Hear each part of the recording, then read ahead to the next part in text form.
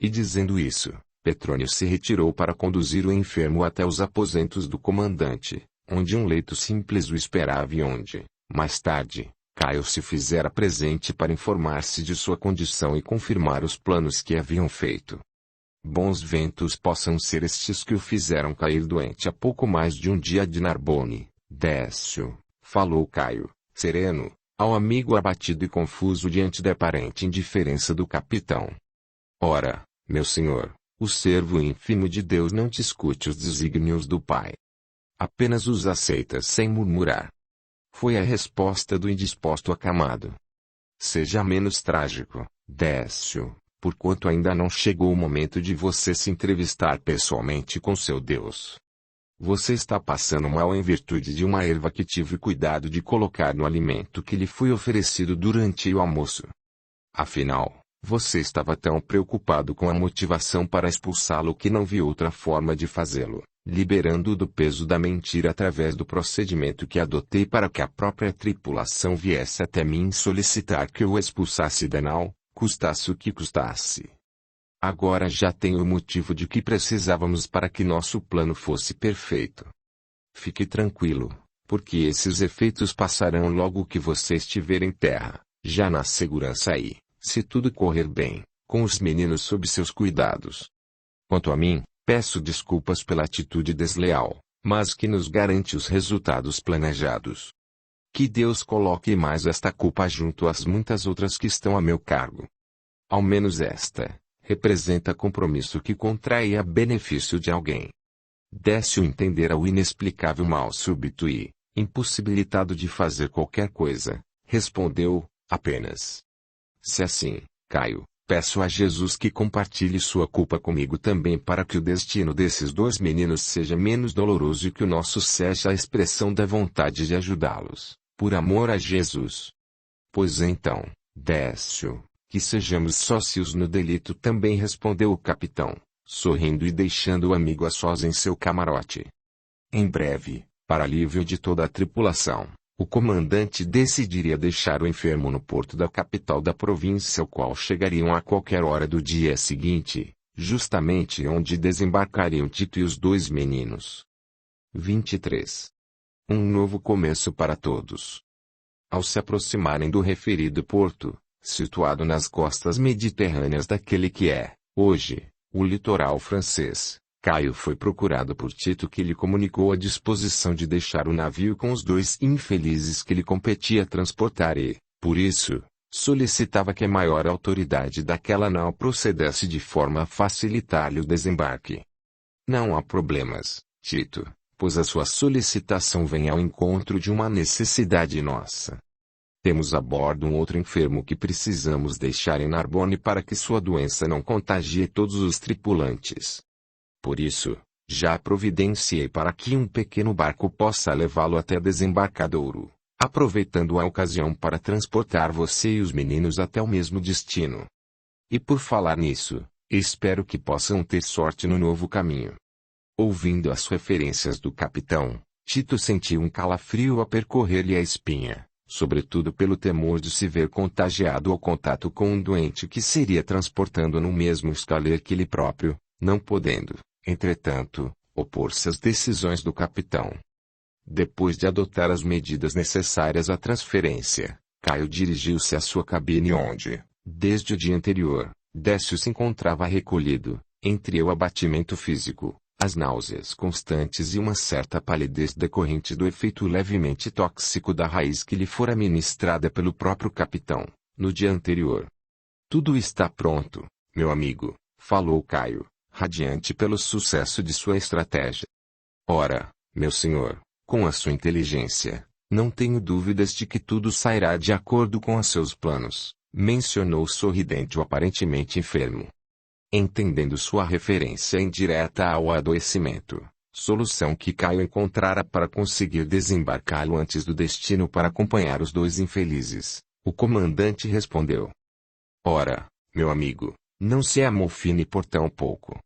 Poderia ter escolhido droga mais forte do que essa que você ingeriu, mas como sabia que estaríamos próximos do destino, Preferi algo mais leve para que você estivesse em condições de seguir substituindo o responsável junto aos jovens.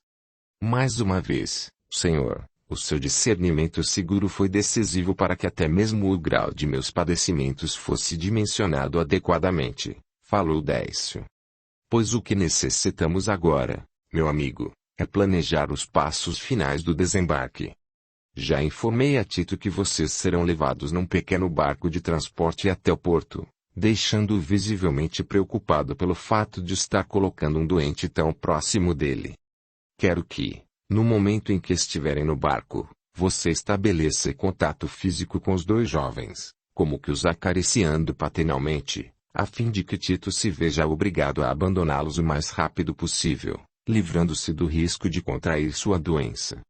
Certamente, o covarde tudo fará para ficar o mais longe de você e, sabendo disso, esse medo será um triunfo para que estejamos adiante de seus interesses de fazer qualquer mal a ambos.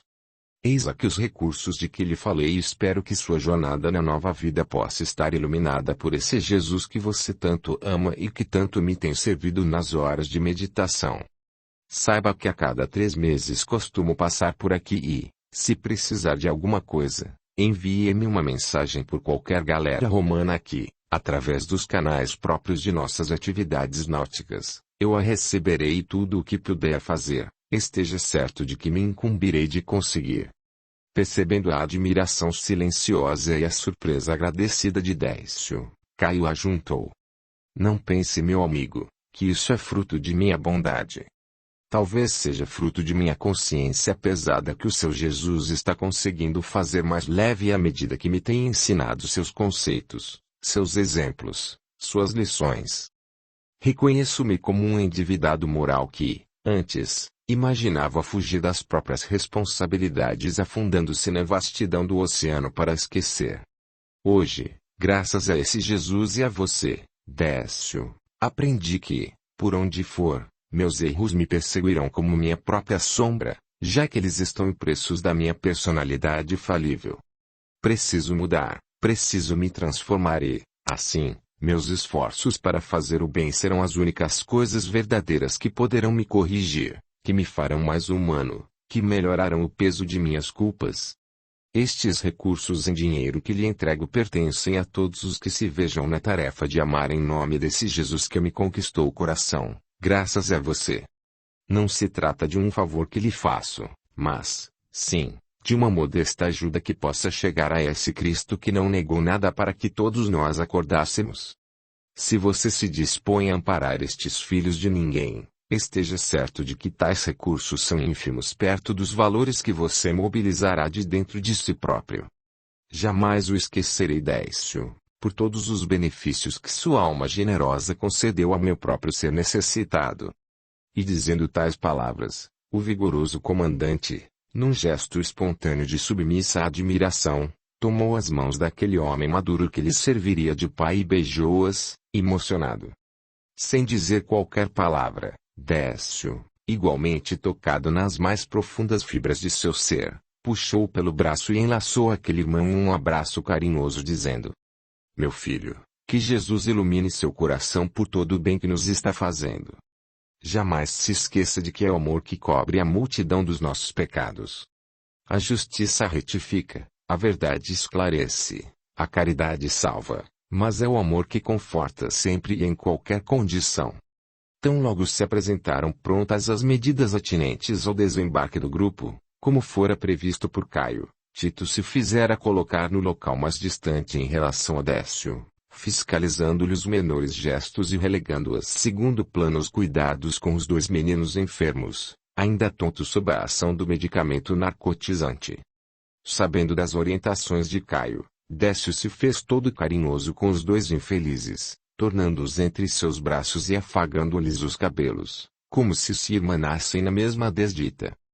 Sem poder fazer nada para impedir, Tito não esboçou qualquer atitude que obstasse esse contato físico do doente com os 2 miseráveis seres que ele teria que abandonar logo mais, para que morressem no porto gaulês.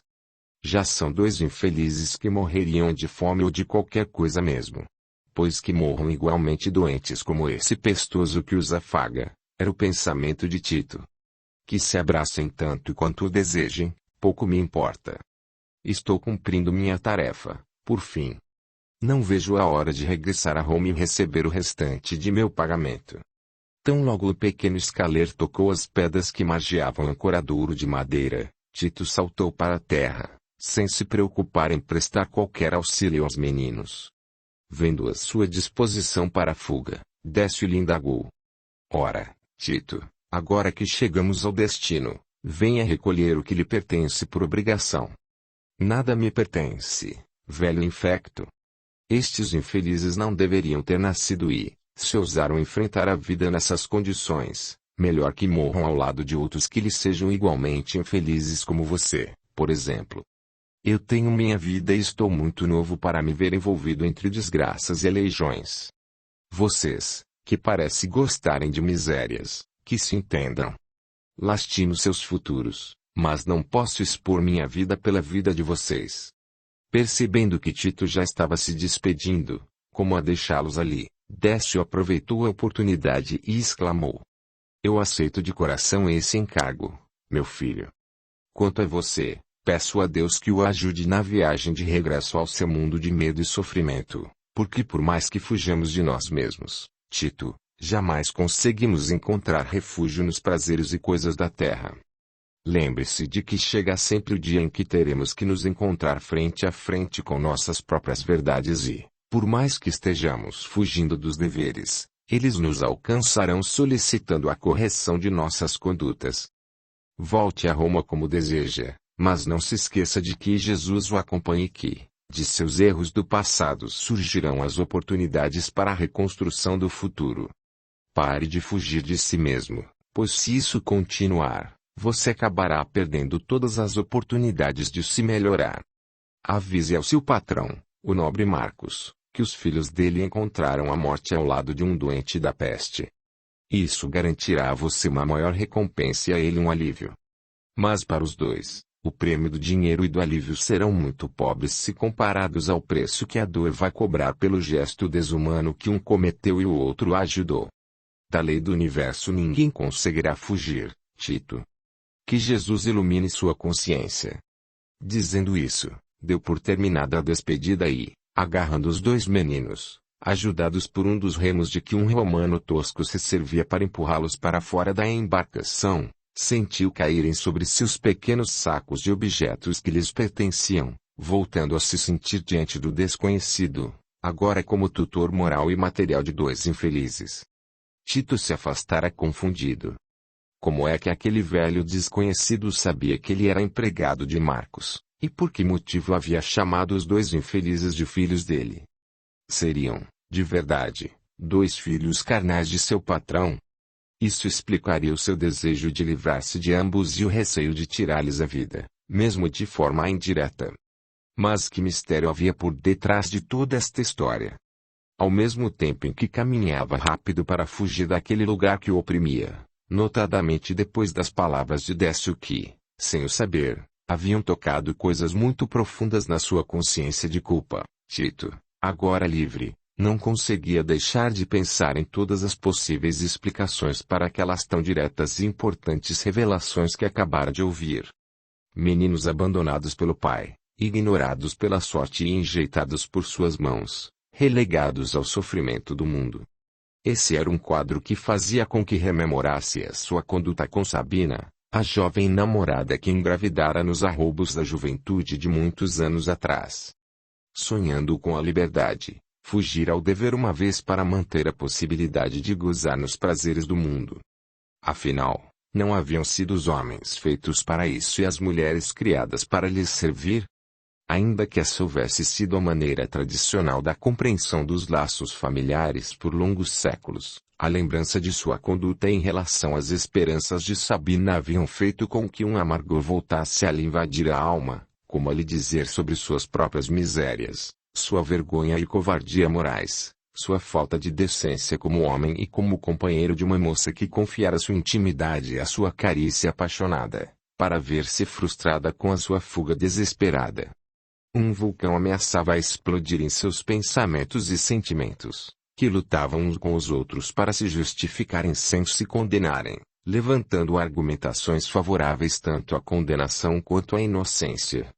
As palavras de Décio, no entanto, eram um atestado de que mais alguém sabia o que ele fizera e que, oculto pelo véu do mistério, os olhos da verdade seguiam seus passos, não importasse onde ele tentasse se esconder, nem quanto tempo já tivesse se passado desde que rompera o relacionamento afetivo com Sabina.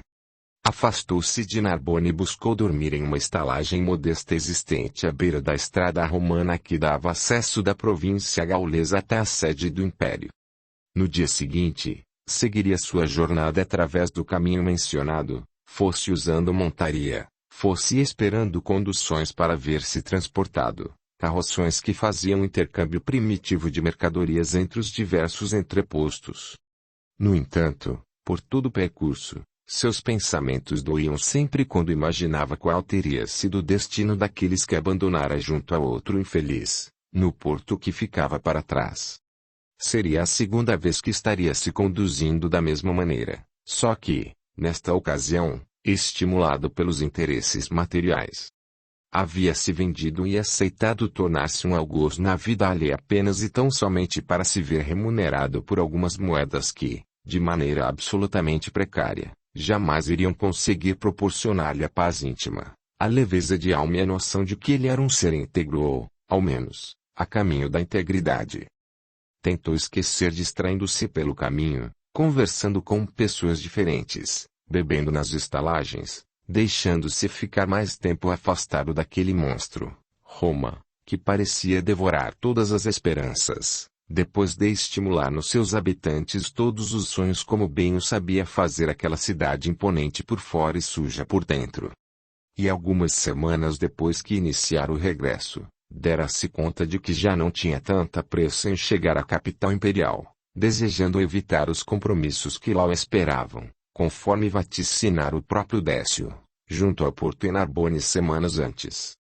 Não haveria como manter-se por muito mais tempo, já que, passados quase 2 meses, os recursos escasseavam e se fazia urgente atingir a cidade para prestar contas daquilo que já estava consumado. No entanto, para não revelar seus conhecimentos sobre aquele segredo do patrão, deliberou nada dizer sobre a condição de filiação que Décio lhe expusera.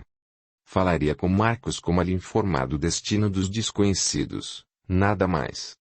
Isso lhe garantiria a gratidão e a generosidade de seu senhor. Depois pensaria no que fazer de sua vida. Ele não tinha ideia do que se havia passado em Roma naqueles meses em que estivera ausente e tais transformações iriam surpreendê-lo quando de sua chegada. Voltemos ao porto. Vendo-se, agora, sozinho naquela cidade, tendo sob sua responsabilidade os 2 meninos, Décio concluiu ser imprescindível sair dali e buscar o interior para ocultar das vistas curiosas e maléficas aqueles 2 seres em provações acerbas. Assim que pôde, tomou rústica carroça que se dirigia ao norte em direção a vilarejos circunvizinhos nos quais pretendia encontrar lugar para estabelecer uma vivenda onde pudesse velar pelos pequenos infelizes. Dispondo de alguns recursos, não lhe foi difícil adquirir modesta choupana, tão ao estilo dos moradores campesinos daquela área e, ali, constituir sua improvisada moradia, tanto quanto providenciar o abastecimento para as necessidades gerais, enquanto auxiliava os 2 jovens a se recuperarem da experiência desgastante do sequestro e do banimento forçado, mantido à custa de remédios e narcóticos que Tito lhes ministrava mesmo do navio. Arrumar o ambiente, providenciar a palha limpa e nova para usar como leito, conseguir alimento fresco e algumas roupas limpas para trocar já que, em ambos, as condições eram precárias e humilhantes para qualquer ser humano. Providenciou para que os 2 pudessem se banhar, levando-os à margem de pequeno riacho que corria pela região agreste e bela, auxiliando para que ambos conseguissem se livrar das roupas e se higienizassem da melhor forma possível. Foi aí que Décio se surpreendeu com o estado de Lúcio, o cego, que trazia o ventre extremamente ferido em área extensa na região umbilical, a exigir os maiores cuidados possíveis para que não se complicasse ainda mais o seu estado.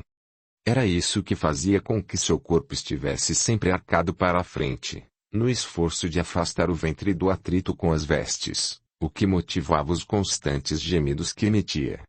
No entanto, Lúcio se acostumara à indiferença das pessoas e, sabendo que poucas criaturas além de sua mãe de Lúcia, sua irmã, se ocupariam de aliviá-lo, relegara a plano secundário as queixas dolorosas.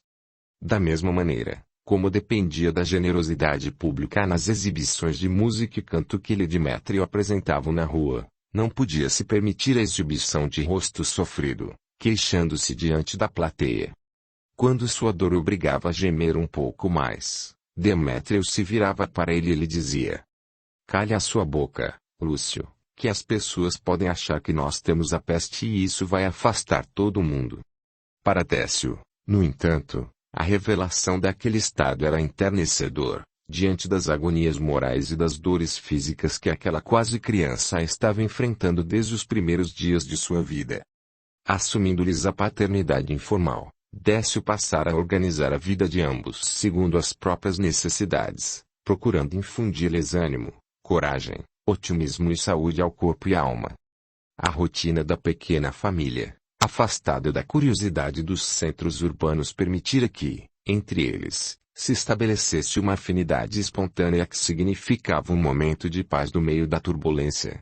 Foi, então, que Décio escutou a versão dos meninos para as ocorrências de que haviam sido vítimas. Percebera que, de uma forma ou de outra, havia maldade humana por detrás daquele destino triste. No entanto, acostumado a entender que a vontade de Deus deve ser sempre compreendida aí, em vez de nos rebelarmos contra ela, nosso dever é o de fazer todo o bem que nos seja possível, para que os efeitos nocivos dos instantes de aflição sejam diminuídos. Décio se limitou a escutar e a dizer que o mais importante era que eles estavam juntos e, enquanto tivesse condições, seria o pai que eles não haviam tido, cuidando de ambos para que fossem felizes, apesar das próprias dores. Esse gesto de bondade natural aliviou os corações agoniados dos dois meninos que, sem saber o que o destino lhes reservava, ao menos agora podiam contar com algum conhecido amoroso que aceitara se esquecer da própria vida para doar-se, em forma de esperança, ajudando o sofrimento de ambos. Com esforço de Décio, Lúcio recuperou parcialmente o equilíbrio e as feridas em seu ventre diminuíram sensivelmente, apesar de permanecerem abertas em alguns pontos. Demétrio, mais rebelde e contrafeito com o destino, parece que encontrara um pouco de serenidade, sob a sombra do carinho do novo tutor, que tudo fazia para agradá-los, principalmente lhes falando sobre as coisas que Jesus havia ensinado e que, agora, a eles todos competia viver da forma mais pura e sincera possível. Ali, nessas condições especiais, cercados de paz e singelo conforto, os três encontrariam refrigério e refazimento para as lutas que ainda teriam que enfrentar. Lembre-se, querido leitor, de que a nossa vida nunca pode ser somente pouso nem somente guerra. Entre as lutas e os descansos estamos posicionados para que aprendamos a superar todos os limites de nosso ser, vencendo nossas inclinações à preguiça e aprendendo a cultivar forças nas vibrações íntimas da alma durante os desafios dos problemas. Se o repouso é garantia para a recuperação do corpo e o refazimento do espírito ao contato com belezas e bons sentimentos, não nos devemos deixar arrastar pelo ócio que intoxicaria nossos tecidos fluídicos com o narcótico da preguiça que produziria tempos difíceis pela frente. Se as lutas da vida são os momentos decisivos para a aferição de nossa capacidade de resistência e combate, lembre-se de que não estarão para nos fornecerem medalhas ou troféus de lata e, sim, para avaliarem como é que cada um reage às provocações e às dificuldades. Não é mais válido vencer de qualquer jeito. É necessário obter a vitória através da vivência de princípios, sem os quais, o crime, o engodo, a mentira, a força, a violência, acabariam sendo ferramentas de um sucesso na vida que corresponderia tanto quanto corresponde sempre a um fracasso moral do espírito reencarnado. Não basta vencer. É preciso vencer-se. E para tanto, é indispensável conhecer-se. E depois de conhecer-se, é urgente dominar-se. Assim, as lutas da vida esperam de nós comportamentos compatíveis com a nobreza de princípios que adotemos como norma de conduta. Se você acredita na honestidade, não se deixe arrastar para o delito do furto de qualquer tipo, apenas porque a prova da dificuldade material surgiu em seu caminho. Vencer a carência tomando o que não nos pertence é contrair nova dívida conosco, com o próximo e com Deus. Se acredita na bondade, não seja mau porque sua bondade foi ludibriada. Se você não fizer mais nenhum bem, esteja certo de que você nunca foi bom. Apenas se fantasiava. Se acredita na alegria, não se permita entristecer pelas surpresas desagradáveis. A carranca da face ou o mau humor na alma não modificarão as resudez do problema. No entanto, a capacidade de fazer troça das próprias desditas o auxiliará a conseguir a simpatia dos que o cercam e aliviará as tensões naturais que surgem de qualquer situação difícil que nos ocorra. Lembre-se.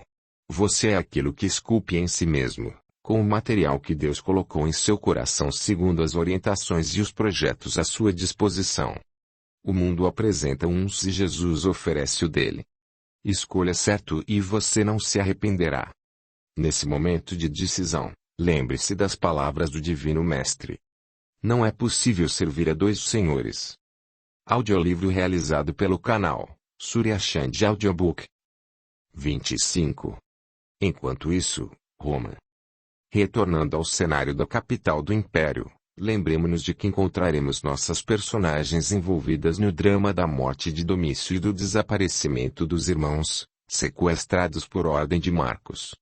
Naturalmente, aquele havia sido um dos piores dias na vida de Serapis e de sua filha adotiva, Lúcia, já que ambas não sabiam para que lado correr, diante das agruras decorrentes tanto do desaparecimento de Lúcio e Demétrio quanto da triste surpresa representada pela morte do filho adotivo, supostamente envenenado, de acordo com as informações do experiente curandeiro, suspeitas estas que apontavam diretamente para a ação de Flávia, eis que os indícios conhecidos davam a entender ter sido ela a última pessoa a encontrar-se com o rapaz, carregando consigo o fatídico bolo através do qual o veneno teria sido ministrado. Terminados os atos funerários simples e rápidos, ficaram os envolvidos diante uns dos outros. Mantendo a serenidade de alguém que trazia consciência tranquila, Lélia permanecia ao lado da amiga e da pequena Lúcia, como a demonstrar o seu desejo de confortá-las. Por sua vez, Serapis não sabia mais o que fazer nem em que pensar. A perda de Domício, graças ao qual conseguira recursos para viver durante muitos anos, doía-lhe no coração mais do que seria capaz de supor. A resignação do garoto, a sua história de abandonos e sofrimentos haviam produzido no coração daquela mulher interesseira do passado uma transformação sensível a ponto de, com o passar do tempo, já não se sentir feliz em recolher moedas através da exploração da desgraça de Domício. A convivência e a confiança que o jovem depositava em suas palavras, muitas vezes grunhindo de alegria quando ouvia sua voz no ambiente, tanto quanto o brilho de seu olhar quando Serapis lhe dirigia a palavra nas rápidas demonstrações de atenção que lhe dava, haviam esculpido no íntimo daquela mulher uma nova forma de sentir e considerar a dor e o sofrimento daquele menino. E isso, agora, vinha à tona, uma vez que a ausência de Domício fazia doer-lhe a consciência de maneira mais profunda. Ao mesmo tempo, enquanto chorava pela sua morte física, Serapis misturava a dor da perda à angústia do afastamento misterioso de seus outros dois filhos legítimos, sem deixarem qualquer pista ou sinal de paradeiro. De nada havia adiantado recorrer aos circundantes à cata de informações. Todas as diligências de autoridades e pessoas importantes haviam sido vãs tentativas que se frustraram diante de sua incapacidade financeira e da insignificância de sua influência. Não estavam mais por ali nem Décio nem Cláudio que, certamente, ajudariam na solução de tal dificuldade. As lágrimas eram mais abundantes quando a angústia da perda de Domício se somava à incerteza do paradeiro dos filhos que ela aprendera, igualmente, a amar já que, por força das modificações que os ensinamentos do Evangelho lhe haviam propiciado, Serapis sentia pesar duplamente a consciência por não ter podido fazer nada para protegê-los.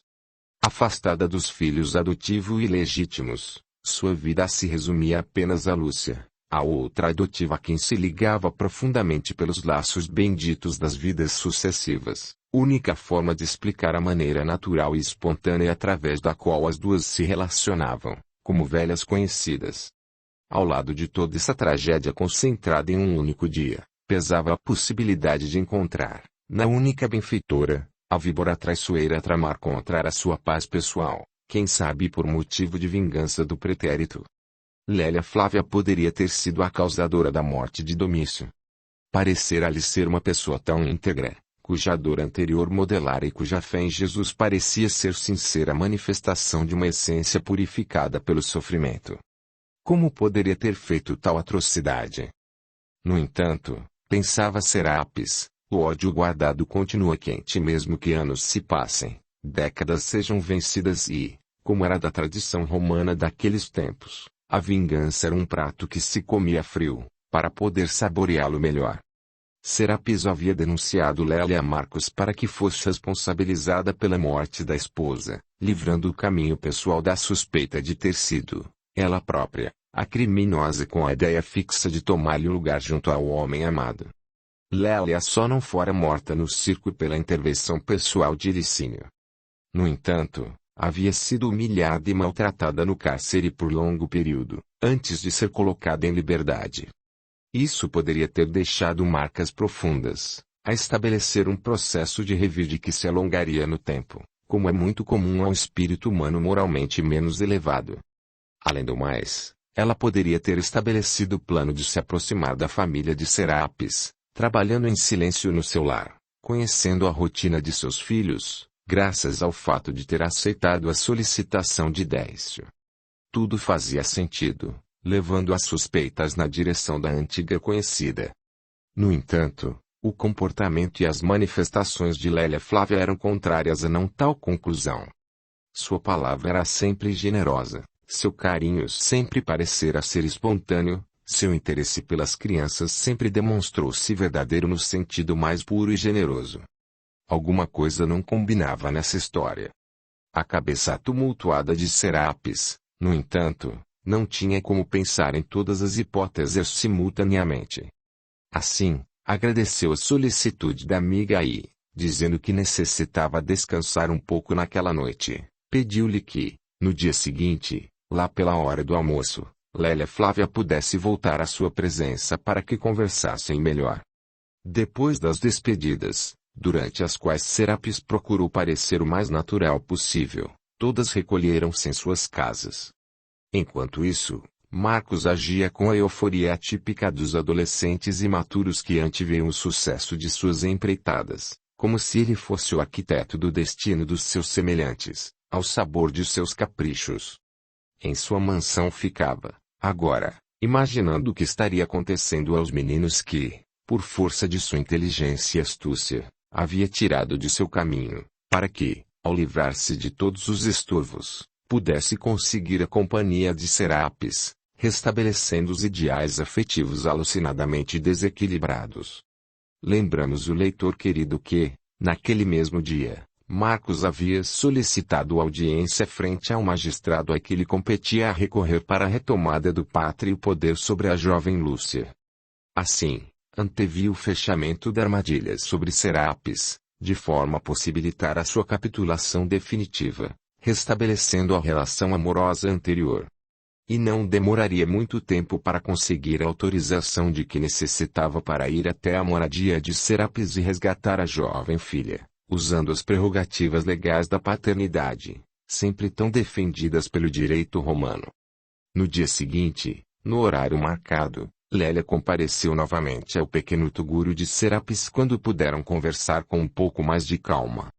A noite havia sido agitada, e o sono pesado de Serapis permitiu que seu espírito descansasse um pouco depois de tantas tormentas reunidas.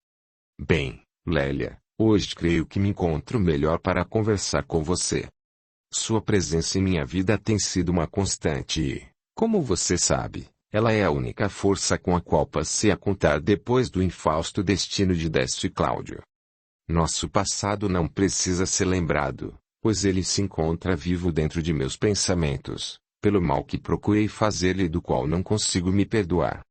Assim, a sua conduta generosa para comigo ainda me diminui sobremaneira, porquanto somente uma alma legitimamente purificada é capaz de superar as torpezas que construí em seu caminho por ocasião da morte de Drusila. Ouvindo atentamente, Lélia dava mostras de discordância silenciosa quanto às afirmativas elogiosas de que era objeto. No entanto, sabia que isso era apenas o manto claro de neve delicada que cobria a boca fumegante dos altos vulcões, prontos a explodirem em lavas comburentes. Assim, Serapis prosseguiu. No entanto, minha amiga, não posso negar-lhe a surpresa que me acometeu quando do descobrimento da possibilidade do envenenamento de Domício, fato este que, conforme o próprio curandeiro afirmou, só poderia ter sido praticado por alguém próximo, que tivesse como se adentrar no ambiente modesto desta casa e trouxesse consigo um bolo ou uma torta, como aquela que foi encontrada, um pouco deteriorada, na garganta de meu filho, tudo isto apontado na sua direção. Não imagine que dei crédito a tais suspeitas, mas necessito ser honesta com você acreditando que você, em nome de Jesus, haverá de ser honesta igualmente comigo. Não consigo imaginá-la planejando envenenar aqueles infelizes que já estavam condenados pela vida de dores aos tormentos do inferno, antes mesmo de terem morrido.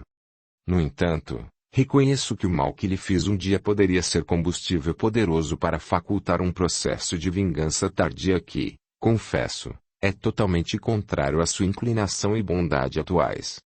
Ajude-me, minha amiga, a matar em mim todo o germe da injustiça e do mal, porquanto não desejo fazer nada que possa, novamente, corresponder a um julgamento errôneo ou interessado, levado apenas pela força das aparências. E falando assim, quase em súplica, Lélia pôde compreender o grau de desespero que tomava conta de sua amiga, entendendo os conflitos entre a lógica do passado e a lógica do presente, na avaliação dos fatos que haviam sucedido. Eu sei que não foi você, Lélia, exclamou Serapis, num desabafo desesperado.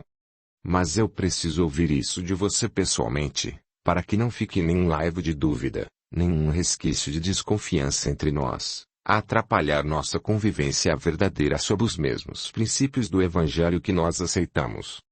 Se isso a faz mais tranquila, Serapis, eu posso afirmar-lhe que, em momento algum procurei, mesmo em pensamento, ferir ou fazer sofrer os seus filhos, que sempre considerei como meus mesmos.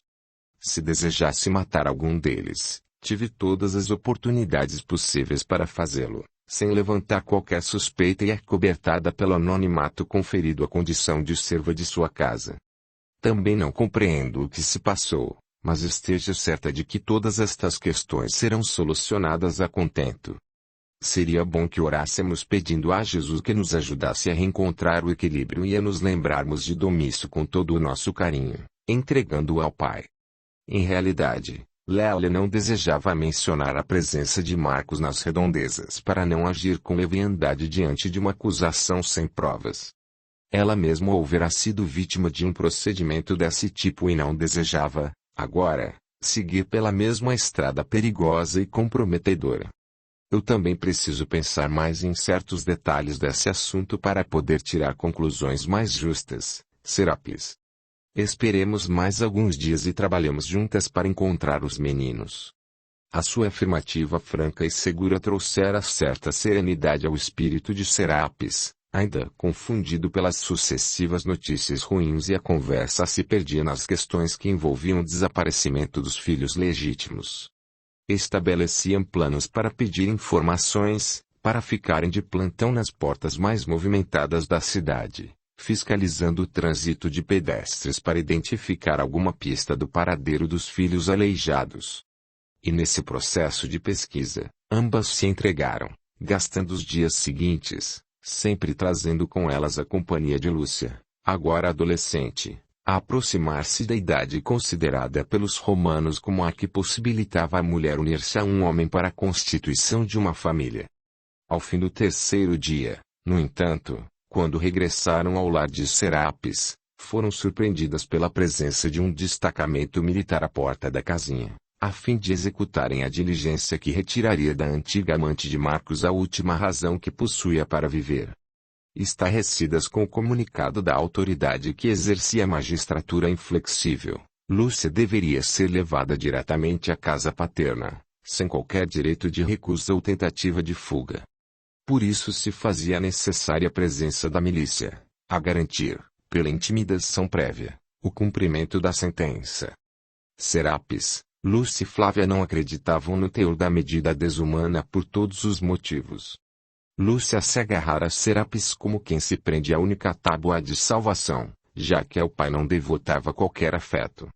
Como está, agora, submetida à sua autoridade se ele nunca se fez presente em sua vida nem nunca se interessou pelo seu futuro? Fora Serapis quem conseguira comida e roupa para ela, quem a protegia do frio, quem a ajudara nos pequenos problemas de uma criança. Percebendo a rusticidade dos homens que ali estavam para cumprirem as determinações da autoridade, Serapis procurou manter serenidade para ajudar a filhara a não acabar ferida pela força bruta dos soldados, que não titubeariam em executar um santo, que dizer, então, de agarrar uma menina frágil para levá-la embora. As lágrimas de Serapis, no entanto, se fizeram espontâneas, como se o último fio de esperança lhe estivesse sendo cortado a frio e como se já não houvesse mais por que viver neste mundo. Em menos de uma semana, havia perdido tudo de uma vez. Só lhe restava a amizade de Lélia Flávia, único conforto ao qual se apegava para não acabar se afogando no Tibre sonolento que circundava aquele antro de mármores e maldades. Calma, filha, não fique assim, porque estes homens são violentos e podem machucar você. Eu irei até o juiz para pedir que isso seja cancelado. Vá com eles e, em breve, você estará de volta para continuarmos a viver nossa vidinha. Eram as palavras que a chorosa Serapis, nos dramas de uma cruel despedida, se via obrigada a dizer, única forma de criar certa esperança no espírito da filhara adotiva para que ela não se opusesse à condução forçada de que era objeto pela ordem judicial. E solicitando um breve instante a autoridade militar que comandava o destacamento de homens, foi até o interior da casa e trouxe algumas roupas e objetos pessoais da menina para que ela tivesse o que usar, carregando consigo as lembranças daquele período de penúrias e dificuldades. Vendo o pequeno amontoado de roupas desgastadas, o soldado incumbido do cumprimento da determinação sorriu, irônico, e acrescentou: para que gastar esforço por carregar esse lixo, se a menina vai direto para o palácio onde a esperam roupas dignas da família a que pertence? E como a se insurgir em silêncio contra essa insinuação arrogante e desumana, Lúcia agarrou-se aos tecidos pobres como se ali estivesse toda a sua condição humana e disse: mãezinha, ainda que Jesus me viesse buscar no lugar desses diabos em forma de gente que aqui estão e me oferecesse o paraíso, os palácios no céu e as mais belas roupas que existissem, eu só iria se você fosse comigo. Fique certa que, se você não conseguir nada com o juiz, eu encontrarei um jeito de fugir daquele palácio e, então, fugiremos desta cidade para sempre. Sem permitir mais qualquer entendimento, a cena sombria e constrangedora que transcorria na via pública começava a produzir o ajuntamento de pessoas curiosas para entender o que se passava, obrigando os soldados a agirem com rapidez para terminarem a tarefa que lhes fora encomendada. Seguindo entre dois homens arrões, e a pequena Lúcia agarrada aos seus pobres pertences, entre a revolta e o medo. Serapis, inconformada com o destino, seguiu o contingente à distância, a fim de se certificar do verdadeiro destino de Lúcia, para que pudesse tomar as medidas que acreditava possíveis no sentido de liberar a filhara adotiva do cativeiro paterno. Por fim, constatou ser verdade que a menina havia sido levada ao palácio de Marcos, tendo Lélia ao seu lado como um ombro amigo no qual se deixou debruçar e secar mais uma fonte de lágrimas, a mais dolorosa e ácida que o destino lhe havia aberto na alma naqueles dias. Por que, Lélia? Os demônios devem estar organizados contra mim, conspirando contra minha felicidade mínima. Eu sempre quis grandezas e poderes mundanos e, por isso, fiz muita besteira na vida. No entanto, fui reduzida a um amontoado de trapos, morando em uma tapera emprestada, mãe de 3 filhos doentes e da única criatura com quem mantinha uma profunda ligação e que, por ironia, é a filha da pior rival que já tive nesta vida. Quão má eu devo ter sido para que minhas culpas recaiam sobre os pobres inocentes que tiveram a desgraça de ser meus filhos, legítimos ou adotados.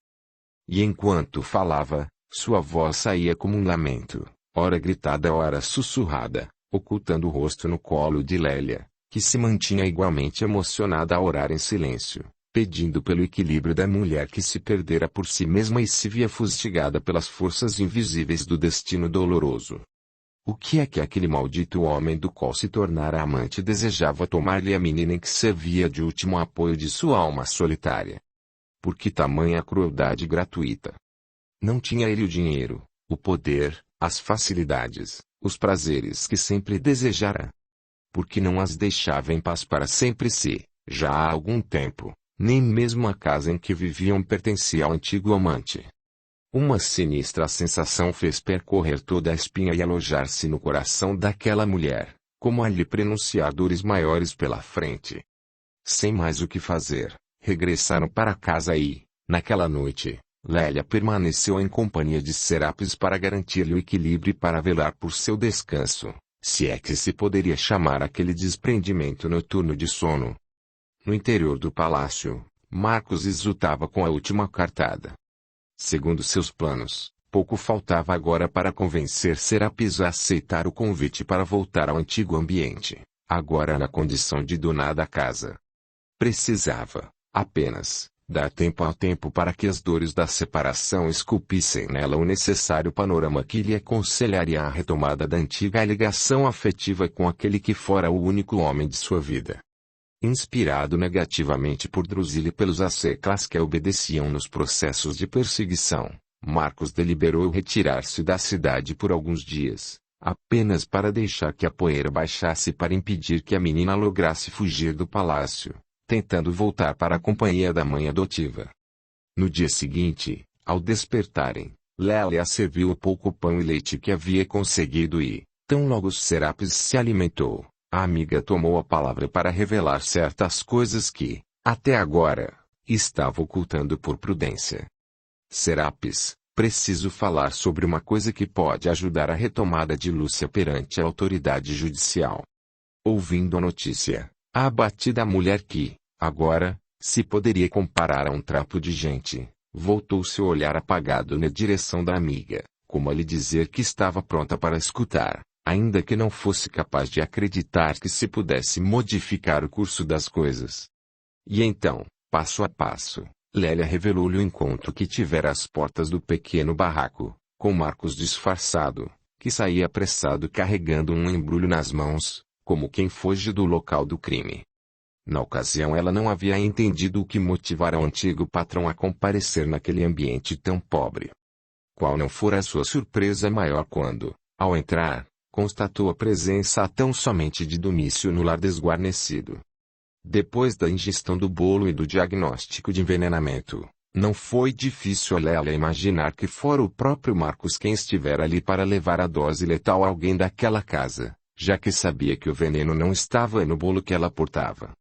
Eu não havia falado nada, ainda, porque precisava entender melhor todos os fatos, porquanto me parecia estranhíssima coincidência a morte de Domício no mesmo momento do desaparecimento inexplicável dos meninos. Agora, tudo se torna mais claro. Esse relato novo produzira uma transformação no espírito de Serapis. Com a rapidez do raio, a mulher logo imaginou, tanto quanto Lélia que, com a retomada de Lúcia, Marcos estivesse por detrás, também, do desaparecimento dos dois filhos legítimos. E se ele pudesse ser acusado de ter envenenado o filho inválido e desprotegido, poderia conseguir recuperar a guarda da menina que, obviamente, não poderia permanecer na companhia de um genitor perigoso e homicida. Essa rapidez de raciocínio permitiu a Serapis sair do abismo do desânimo para o patamar da euforia, em questão de rápidos minutos. Sim, Lélia, essa é a chave de todo este mistério. Somente a cabeça maldosa e astuta de um homem como ele poderia ter pensado em tudo isso. Não duvido, inclusive, de que tenha sido também o responsável pelo desaparecimento dos meninos. Ouvindo-lhe as conclusões da intuição feminina, Lélia procurou ser mais prudente, afirmando: Bem, Serapis, Quanto a isso eu nada posso afirmar, porquanto não pude presenciar nenhuma coisa nesse sentido. No entanto, concordo com você, que é muita coincidência tudo acontecer como aconteceu. Você precisa me ajudar, Lélia. Precisamos ir até o juiz falar dessa situação que poderá reverter todo o caso a nosso favor. Você me ajudará, não? Era o pedido súplice de Serapis para a amiga que sabia ter o dever de revelar os fatos para preservar a integridade de Lúcia e o equilíbrio de Serapis. Bem, minha amiga, eu não pretendo prejudicar com acusações falsas a ninguém.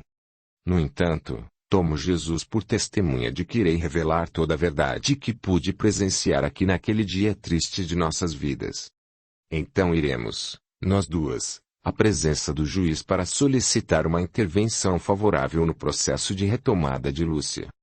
Antes, então, Serapis, oremos a Jesus para que nos ajude em nosso esforço de conseguir reverter a situação, já que, na condição de pobres como somos, não podemos contar com nenhum outro tipo de influência ou de apoio que nos facilite as coisas nesse sentido. Se não for por Jesus, não será por ninguém. Daí, ajoelhadas no solo pobre da casinha de Décio, ambas se dirigiram ao Divino Mestre a solicitar-lhe ajuda para que a pequena Lúcia pudesse ser trazida de volta à companhia da mãe adotiva e da amiga, já que o Mestre se apresentava como a única fonte de esperança em suas vidas. Na tarde do mesmo dia, ambas estavam às portas da Casa de Justiça na qual o representante da lei pontificava segundo os cânones da Lex Romana. Naturalmente que não lhes foi fácil o acesso a um magistrado que se responsabilizava pelo caso, mas depois de inúmeras diligências nas quais foram ajudadas por alguns funcionários da Casa de Justiça que eram, secretamente, simpatizantes do cristianismo nascente que Lélia conhecia, terminaram diante da autoridade que as recebera de muito má vontade, sempre demonstrando pressa na escuta das queixas do populacho. E então, buscando segurar o ímpeto e domar seus impulsos de mãe ferida para manter-se com a temperança necessária à clareza da exposição, Serapis apresentou o caso, explicando tratar-se da questão de tutela legal sobre a menor Lúcia, que já se encontrava com ela há mais de 12 anos e que, inexplicavelmente, dela fora retirada por solicitação do pai. Mas o genitor nunca deixa de ser pai, enquanto que a senhora nunca será nada para essa menina, respondeu o magistrado, rispidamente. Contendo o nervosismo e a vontade de esbofetear aquele homem indiferente e grosseiro, Serapis continuou, buscando aparentar humildade a todo custo. Sim, poderoso magistrado, reconheço a razão de seus argumentos baseados na tradição de nossos ancestrais.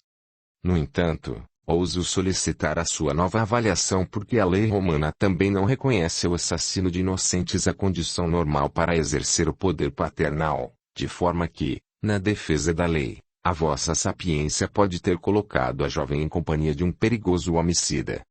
A senhora está ciente do quanto é grave a acusação que está fazendo, disse o juiz, solenemente, levantando os olhos dos papéis que tinha diante de si.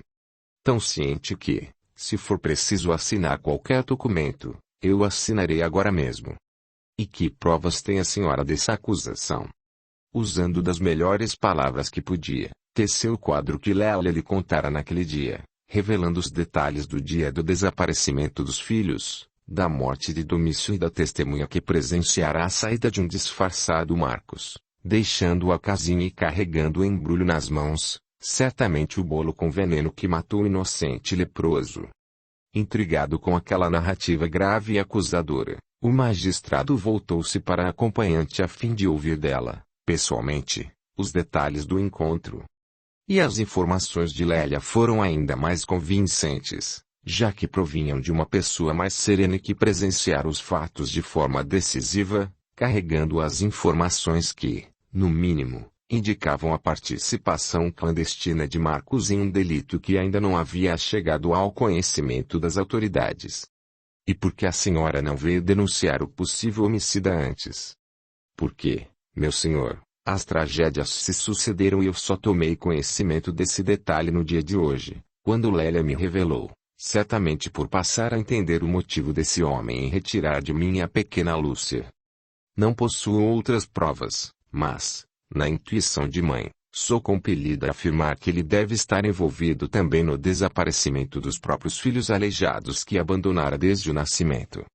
Serapis exaltava-se em acusações e, discretamente, Lélia desferiu rápido beliscão em seu braço, longe das vistas do magistrado, a fim de que ela se contivesse nas palavras para que não parecesse uma mulher desequilibrada pelo sofrimento, a procurar culpados por suas dores. Entendendo o recado, Serapis silenciou não sem antes afirmar que, da última suspeita não possuía qualquer acusação que pudesse incriminar o ex-amante. No entanto, da acusação de ter matado Domício, podia apresentar Lélia como prova que se disporia a manter sua versão, custasse o que custasse. O magistrado, então, mandou anotar os pormenores da acusação de Serapis e o teor do depoimento de Lélia para que isso fosse juntado aos documentos do caso Lúcia, e determinou que Marcos fosse convocado à sua presença para esclarecimentos diretos sobre o assunto. Dispensando as duas mulheres, inclinou-se o juiz romano sobre o caso para meditar sem o calor das emoções e buscar desvendar tal mistério que se ocultava por baixo das aparências sociais. Seria Serapis uma mulher ferida no afeto, que desejava prejudicar gratuitamente o homem que a abandonou? Haveria razão em sua postura firme e resoluta, embasada, inclusive, no testemunho de outra mulher, que lhe parecera insuspeita e correta. Além do mais, havia o interesse da menina que, a toda evidência, poderia estar correndo um risco muito grande se fosse verdade a informação que Serapis lhe fornecia. Expediu-se a convocação a Marcos para que comparecesse urgentemente diante da autoridade legal. Convocação essa que só pôde ser cumprida dias mais tarde quando de seu regresso da viagem que fizera em companhia de Lúcia. Assim que regressou ao seu palácio, tomou conhecimento da determinação oficial que o convocava à Casa da Justiça onde o magistrado o esperava, naturalmente para lhe dar notícia do andamento regular do processo, com o encerramento da questão graças à retomada da guarda da filha.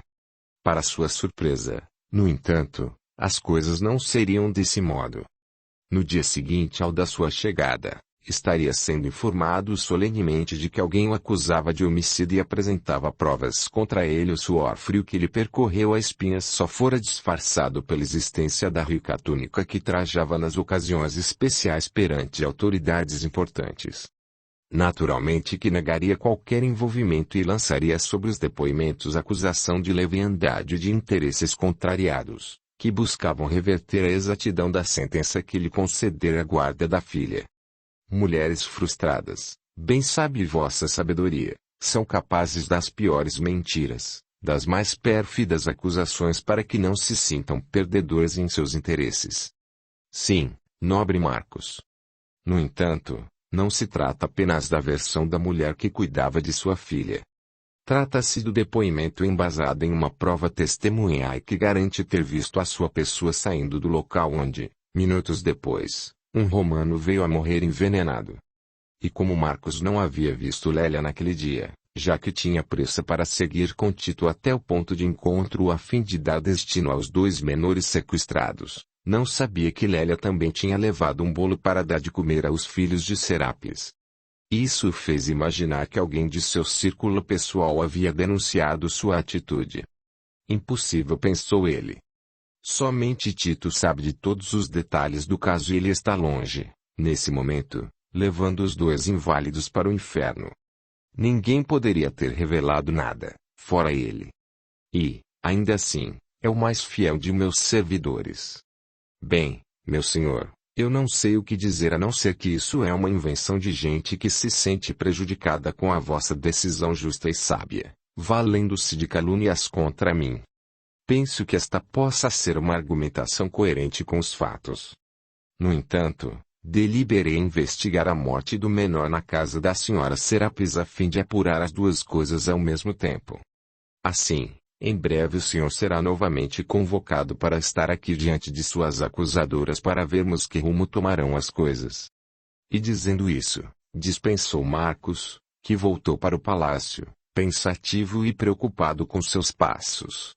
Tão logo se viu encerrado em seu escritório de trabalho, deliberou enviar outros empregados de confiança às proximidades da casa de Serapis a fim de obterem informações sobre a morte de Domício naquele dia em que seu plano foi posto em ação. Que perguntassem a todos os vizinhos, aos passantes e aos donos de estabelecimentos próximos sobre o caso e lhe trouxessem informações. E foi através desse expediente que Marcos ficou cientificado, antes do próprio magistrado, de que o curandeiro que atendera o caso no momento em que a morte ocorria, encontrara, apenas, uma mulher no local, a mesma que o fora chamar para cuidar do menino envenenado, tendo sido ela a portadora do bolo suspeito. Aquilo era misterioso para Marcos. Outra mulher e outro bolo. Que coisas poderiam ter acontecido ali depois que ele saiu?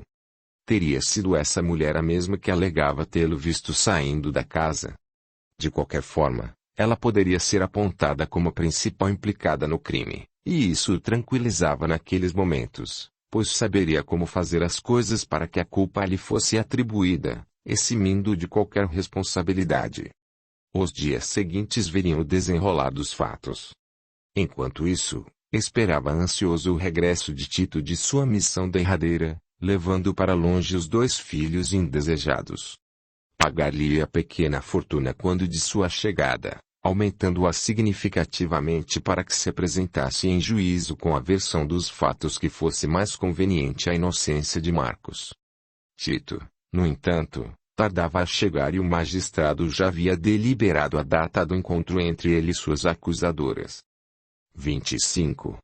A ajuda espiritual durante o sono. A partir daquela noite, Marcos passou a ser vítima de estranhos sonhos, envolvido pela pressão psicológica de Drusila e seus asseclas, todos eles mantendo estreito domínio sobre suas ideias, notadamente no controle de suas emoções, lutando para que não acontecessem preocupações maiores que viessem a modificar o rumo da jornada vingativa de sua ex-esposa. Inicialmente temia pelo insucesso de seus planos, já que aquela testemunha imprevista surgira para atrapalhar-lhe o desenrolar da estratégia. Ao mesmo tempo, a perspectiva de se ver diante do juiz, que voltaria a averiguar as questões da morte de Domício, faziam com que sua alma se incomodasse, ainda mais agora que Tito não se encontrava em Roma. Diante de todo o novo cenário, Marcos passara a dar guarida à ideia de movimentar-se nos bastidores políticos da capital do império e conseguir junto às autoridades maiores, o afastamento do magistrado de suas funções, já que lhe parecera uma conduta pouco adequada aos seus interesses a união dos 2 problemas sob uma mesma investigação. Lúcia se encontrava sob sua responsabilidade, ainda que não mantivesse qualquer tipo de aproximação afetiva da jovem. Era ela a isca com a qual seu sonho de reconquistar Serapis se mantinha vivo e luminoso, apenas isso.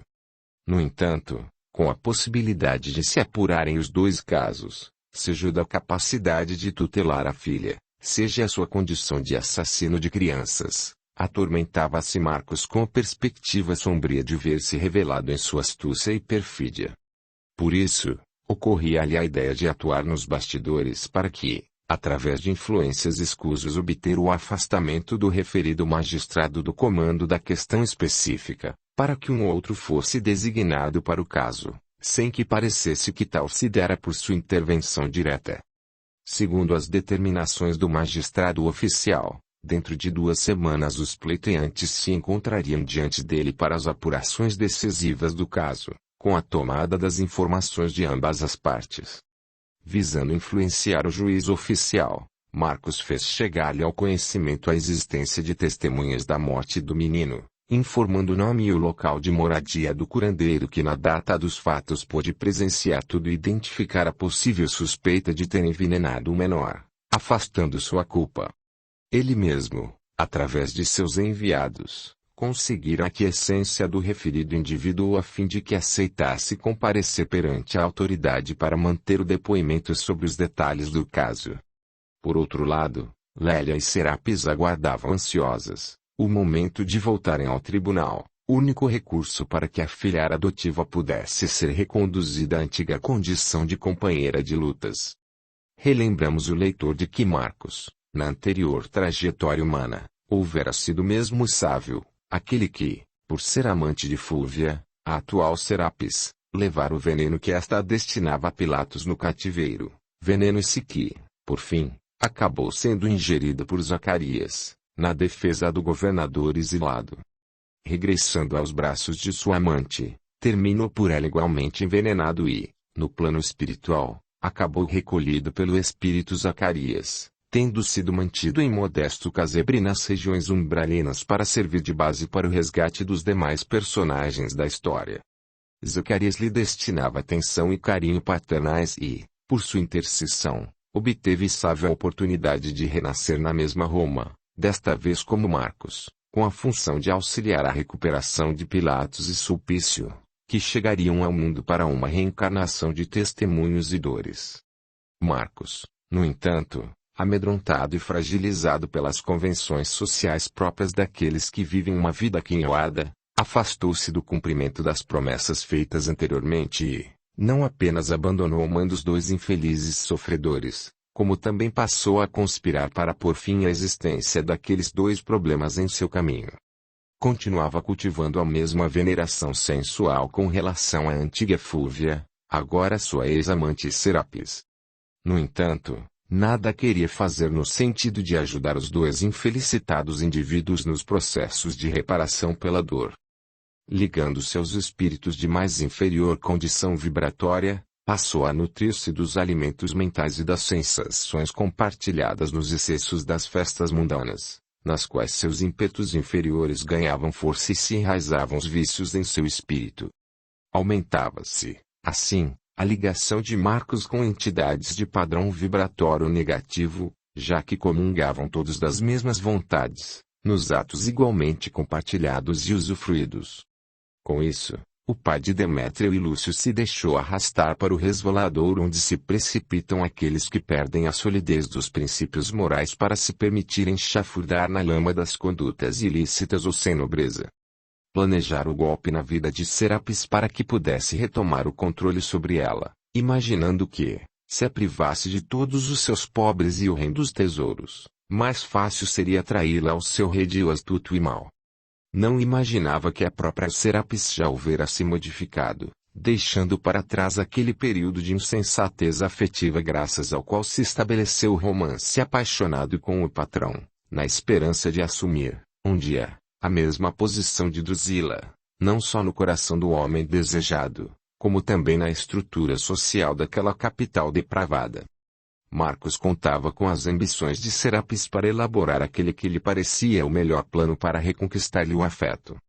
Quando seu corpo adormecia, seu espírito se via envolvido pelos eflúvios pestilentos de Drusila que, valendo-se da peculiaridade plástica do perispírito, ativado por uma forte vontade, apresentava-se aos seus olhos com a forma de Serapis, pegajosa e sedutora, iludindo com carícias provocantes, despertando mais desejos em seu íntimo e agindo para que, em momento algum, Marcos desistisse da ideia de ter Serapis em seus braços como antigamente.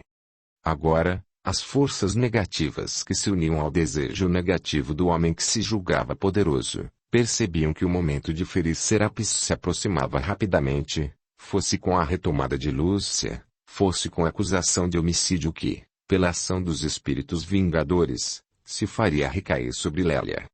Drusila exultava com a perspectiva de massacrar todos os envolvidos em sua tragédia, infelicitando Marcos, Serapis e Lélia de uma só vez. E com isso, a própria entidade perseguidora estimulava em Marcos a ideia de trocar o juízo do caso para que ele não atrapalhasse as coisas com uma postura que parecia inclinar-se na direção daquelas duas mulheres. Imaginavam os humanos importantes que a justiça era um instrumento que lhes pertencia e que deveria ser usado para garantir e proteger os interesses da classe dominante, não cogitando, em geral, da legalidade dos procedimentos e da imparcialidade dos magistrados que, quando se mantinham firmes em seus princípios, eram sempre considerados amantes da plebe, instrumentos da desordem, indignos da confiança das classes mais elevadas da sociedade romana. Com tais conceitos estabelecidos em seu pensamento, envolvido paz e intuições de Drusila, Marcos tratou de mover seus influentes contatos, como já se disse, para que o julgamento final do caso estivesse a cargo de outro magistrado que não aquele que, originariamente, lhe havia concedido a guarda da filha Lúcia, mas que, agora, estava dando demasiada importância às acusações de Serapis. No entanto, sabendo de suas andanças pelos gabinetes importantes, sempre com promessas de recompensa e favores na forma de presentes, o espírito Zacarias acompanhava os tortuosos passos que Marcos resolvera empreender para comprometer-se novamente com as forças do destino. Chamado a um testemunho verdadeiro de renúncia e devotamento, para o qual lhe haviam sido concedidos recursos materiais abundantes com os quais poderia garantir facilmente os bens e as facilidades aos filhos aleijados, preferira caminhar pelo mundo de braços dados com a inutilidade, com o gozo fácil, com a irresponsabilidade gastadora. Apesar do muito que houvera recebido antes da reencarnação em curso, a fim de se preparar para estar na Terra no cumprimento de parte de importante missão de reajuste, Marcos tergiversara, fugira e se embrenhava por trilhas muito mais dolorosas do que ele mesmo fosse capaz de supor. Assim, amando aquele jovem doidivanas e imaturo, Zacarias houve por bem preparar Marcos para um encontro espiritual durante o seu repouso, através do qual o alertaria para os dias do futuro e lhe solicitaria que não modificasse o curso das coisas, comprometendo-se ainda mais com as leis sagradas que regem a justiça no mundo. Envolvido pelo magnetismo superior de uma pleiade de espíritos fraternos que, ainda que à distância, mantinham a observação sobre o antigo amante de Serapis, sem que os espíritos trevosos tivessem como impedir, tão logo deixou o corpo físico em virtude do sono noturno, Marcos foi acolhido por entidades luminosas e encaminhado à delicada região, incompreensível aos seus olhos, na qual sentiu-se despertar de um brando e agradável sono. Estaria sonhando acordado? Sentiria aquela sensação para o resto de seus dias. Que lugar seria aquele? A morada de algum dos deuses romanos que ele não conseguia identificar? E enquanto suas divagações se acumulavam em sua cabeça, buscando respostas para suas angústias, eis que vê-se formar à frente de seus olhos a imagem de Zacarias, que parecia sair do nada, como uma miragem que ganha forma depois de abandonar a bruma da madrugada, a feição de alguém que construísse com ela as próprias vestes luminosas e fofas. A face brilhante e serena, o sorriso generoso e afável, a barba longa e branca, a face segura e doce, eram impressionantes características que faziam com que Marcos se lembrasse de alguma coisa no mais profundo de seu ser, sem saber identificar de onde vinha aquela sensação de amistosidade, de veneração que ele carregava dentro de si mesmo e que se perderá ao longo dos anos vividos. A presença generosa de Zacarias, no entanto, envolvia o homem deslocado em espírito para aquela região etérea em uma atmosfera de paz indizível e certeza de que aquilo não havia sido apenas um sonho em maiores consequências. Venha em paz, meu filho, disse Zacarias, com sua voz doce e cativante. Ao timbre suave daquela cantiga paternal, Marcos sentiu-se tremer o mais íntimo, já que ele tinha certeza já ter escutado aquela voz. Impotência absoluta tomou conta do seu espírito que, diante de uma grandeza não tão humilde, não sabia nem o que falar, nem como se postar. Segurou nas mãos daquele venerável espírito que a consciência não lhe sabia informar com exatidão o nome, mas que, indubitavelmente, fazia parte de sua vida pretérita, e parecia o náufrago que chegou até um tronco flutuante que poderia ser-lhe a salvação no mar revolto. Não se preocupe em me identificar para que você não desperdice suas energias com coisas inúteis. Somos espíritos ligados por Jesus já há muito tempo e sempre estarei ao seu lado para que o Divino Mestre seja compreendido por você. Este encontro, no entanto, tem a finalidade de solicitar à sua consciência que reveja as deliberações que está buscando para influenciar no curso dos destinos alheios. Sempre que nos colocamos na função de Deus, Marcos, acabamos fustigados com a chama do mesmo fogo que endereçávamos aos outros. Você deliberou fazer coisas nocivas e inocentes que lhe competia proteger, numa escolha livre que nós respeitamos, apesar de lastimá-la. No entanto, agora você está buscando envolver outras pessoas na transformação dos destinos, valendo-se de uma instituição de responsabilidade e nobreza que somente os séculos futuros poderão entender e descortinar. Não leve estas coisas mais longe do que já foram, meu filho. Lúcia era feliz ao lado de sua mãe adotiva. Você não conhece as ligações do passado entre elas e não pode imaginar quanto elas estão necessitando caminhar juntas, agora. Não imagine que será a melhor forma de reconquistar a mulher do coração, usando de estratagemas que, assim que descobertos, o farão o mais odiado dos homens no mundo. Os conselhos de Zacarias eram curtos e diretos porque ele sabia das grandes dificuldades de Marcos em reter todo o conteúdo daquele entendimento. Marcos, por sua vez, empalidecera de tal forma diante das advertências diretas de Zacarias, como se alguém muito poderoso lhe tivesse descoberto os planos, que mais se assemelhava a uma estátua de mármore do que a um espírito humano. Não se oponha aos ditames da lei do universo, meu filho.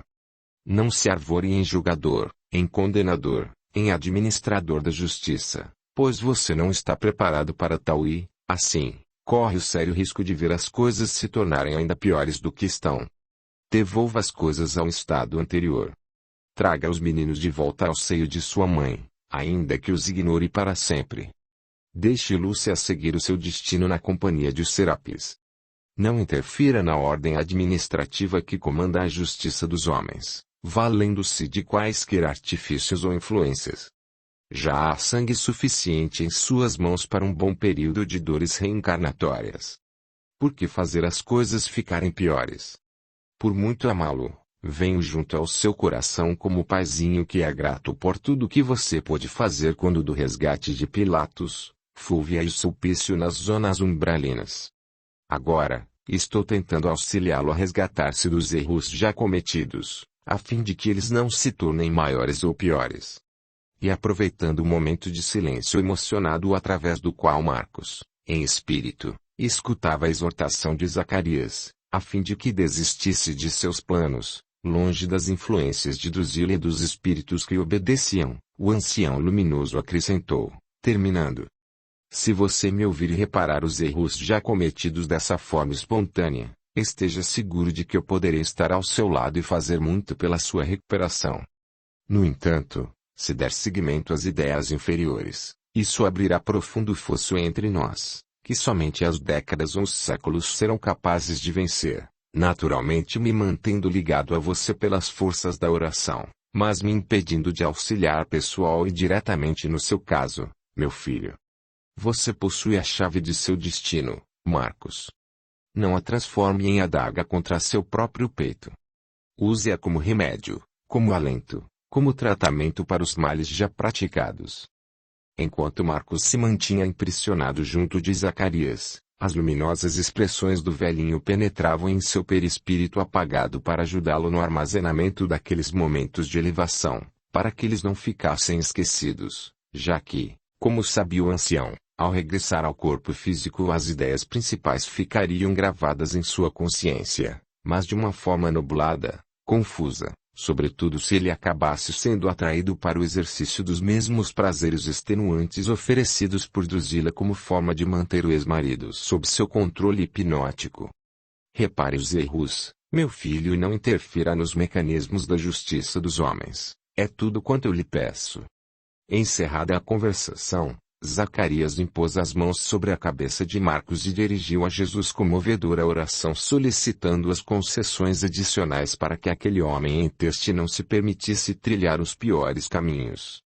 Espíritos amigos cuidaram de trazer Marcos novamente ao corpo físico, sem que as entidades ignorantes tivessem como impedir ou atuar sobre ele, de imediato.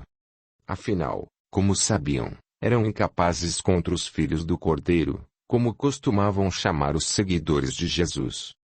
No entanto, tão logo Marcos voltou ao corpo, acordando lentamente daquele primeiro encontro com o mundo invisível, sentindo as inefáveis e inexplicáveis sensações da presença superior e familiar de Zacarias, recebeu novamente o convite e o envolvimento de Drusila, que se atirara sobre ele como verdadeiro morcego a requisitar a posse de sua presa, agarrando-se aos centros vibratórios que comandavam a sua sexualidade e projetando em sua mente as imagens sedutoras de uma Serapis fácil e apaixonada, a esticar-lhe os braços e solicitar seus carinhos. Era assim que estas entidades buscavam neutralizar as forças do bem junto das pessoas invigilantes, fazendo-as experimentar, por causa de suas próprias fraquezas, aquelas sensações mais candentes que, por esse motivo, encobriam qualquer beleza ou sutileza espiritual superior decorrente do encontro com Zacarias. Naturalmente invigilante, logo que as influências mentais se fizeram mais fortes sobre um Marcos entorpecido, as suas tendências sensuais e os impulsos masculinos se fizeram sentir mais intensamente e, embalado pela sensação dos carinhos da mulher amada, voltou à atmosfera do mundo invisível, desta vez abraçado ao espírito horrendo de Drusila, que se travestia de Serapis para melhor representar o seu papel e mais facilmente enganar o tolo que tinha sob seu comando. Mais uma vez, querido leitor, o mundo espiritual amigos se esforçava para tentar ajudar aqueles que, prestes a enveredarem pelo terreno da arbitrariedade, recusam-se a escutar os conselhos da razão, da lógica, da lei, dos amigos, da consciência e das próprias entidades protetoras, desejando correr os riscos e fazer valer as próprias metas, contrariamente a todas as leis da vida.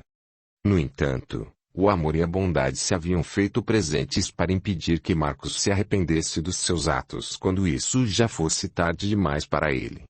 Envolvido pelos seus impulsos inferiores e sem desejar resistir ao convite da sedução carnal que se apresentava, inclusive, durante os momentos de repouso para o seu espírito viciado, Marcos repelira com facilidade os conselhos elevados de que fora objeto e, ao amanhecer do outro dia, sem que qualquer alteração fosse observável, encontraremos sua imaginação excitada tão somente pelos sonhos que tivera com Serapis naquela noite, presságio positivo, segundo costumava se interpretar naqueles tempos, de que tudo sairia como planejado, apesar dos pequenos percalços do caminho. Somente sua consciência profunda mantinha o registro do encontro com Zacarias para que, no futuro, estivesse registrada em si mesmo a prova de que o mundo invisível tudo fizera para que ele não sofresse. No dia seguinte, conforme seus planos, compareceu à casa de julgamentos para levar pessoalmente o curandeiro à presença do magistrado, o qual, considerando a sua condição principesca e patrícia, recebeu a ambos e demonstrou interesse nos depoimentos do homem que, mantendo a sua versão dos fatos, relatava os pormenores da conversa com Lélia sem identificar-lhe o nome, mas referindo-se constantemente à ideia central de que ela levara até aquela casa o bolo que lhe parecia ter sido o causador do envenenamento. Revelou que, ainda que sem se lembrar do nome, seria capaz de identificar a mulher se estivesse em sua presença.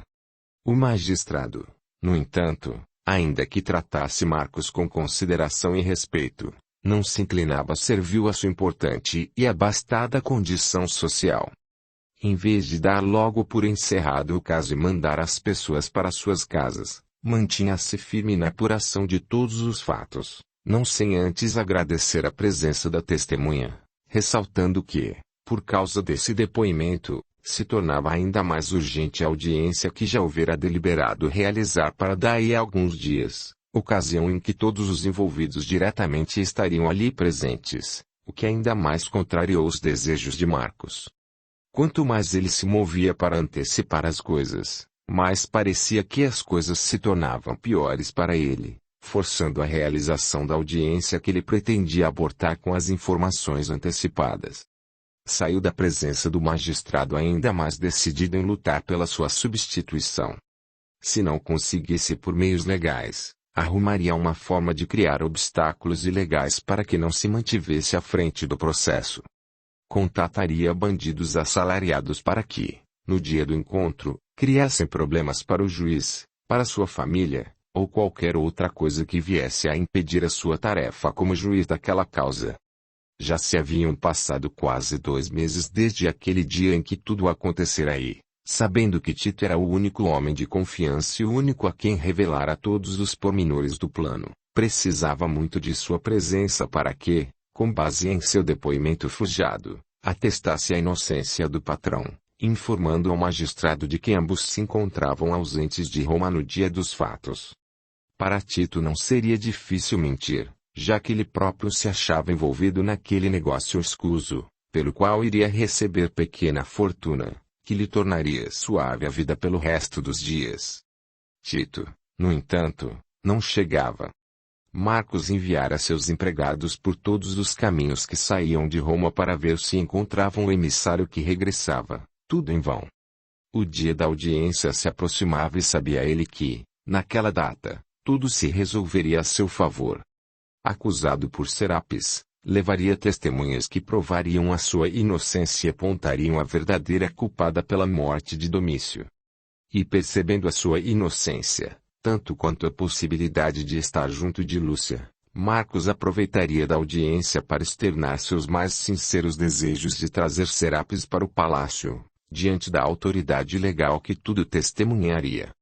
Ali, na sua presença, uma vez afastada a suspeita de homicida ou infanticida, confessar-se-ia apaixonado por Serapis e solicitaria que ela o aceitasse como seu marido legítimo, oferecendo-lhe as vantagens materiais que detinha, tanto quanto a oportunidade de voltar ao convívio da filha.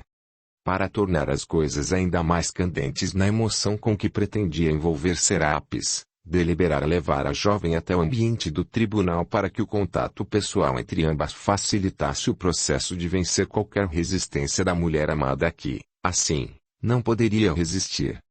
Naturalmente, o peso da culpa pelo crime recairia sobre outra pessoa, mas isso era somente um pequeno detalhe no curso de todos os projetos de felicidade humana, geralmente bem elaborados por egoístas para garantir-lhes a felicidade pessoal em detrimento das lágrimas alheias.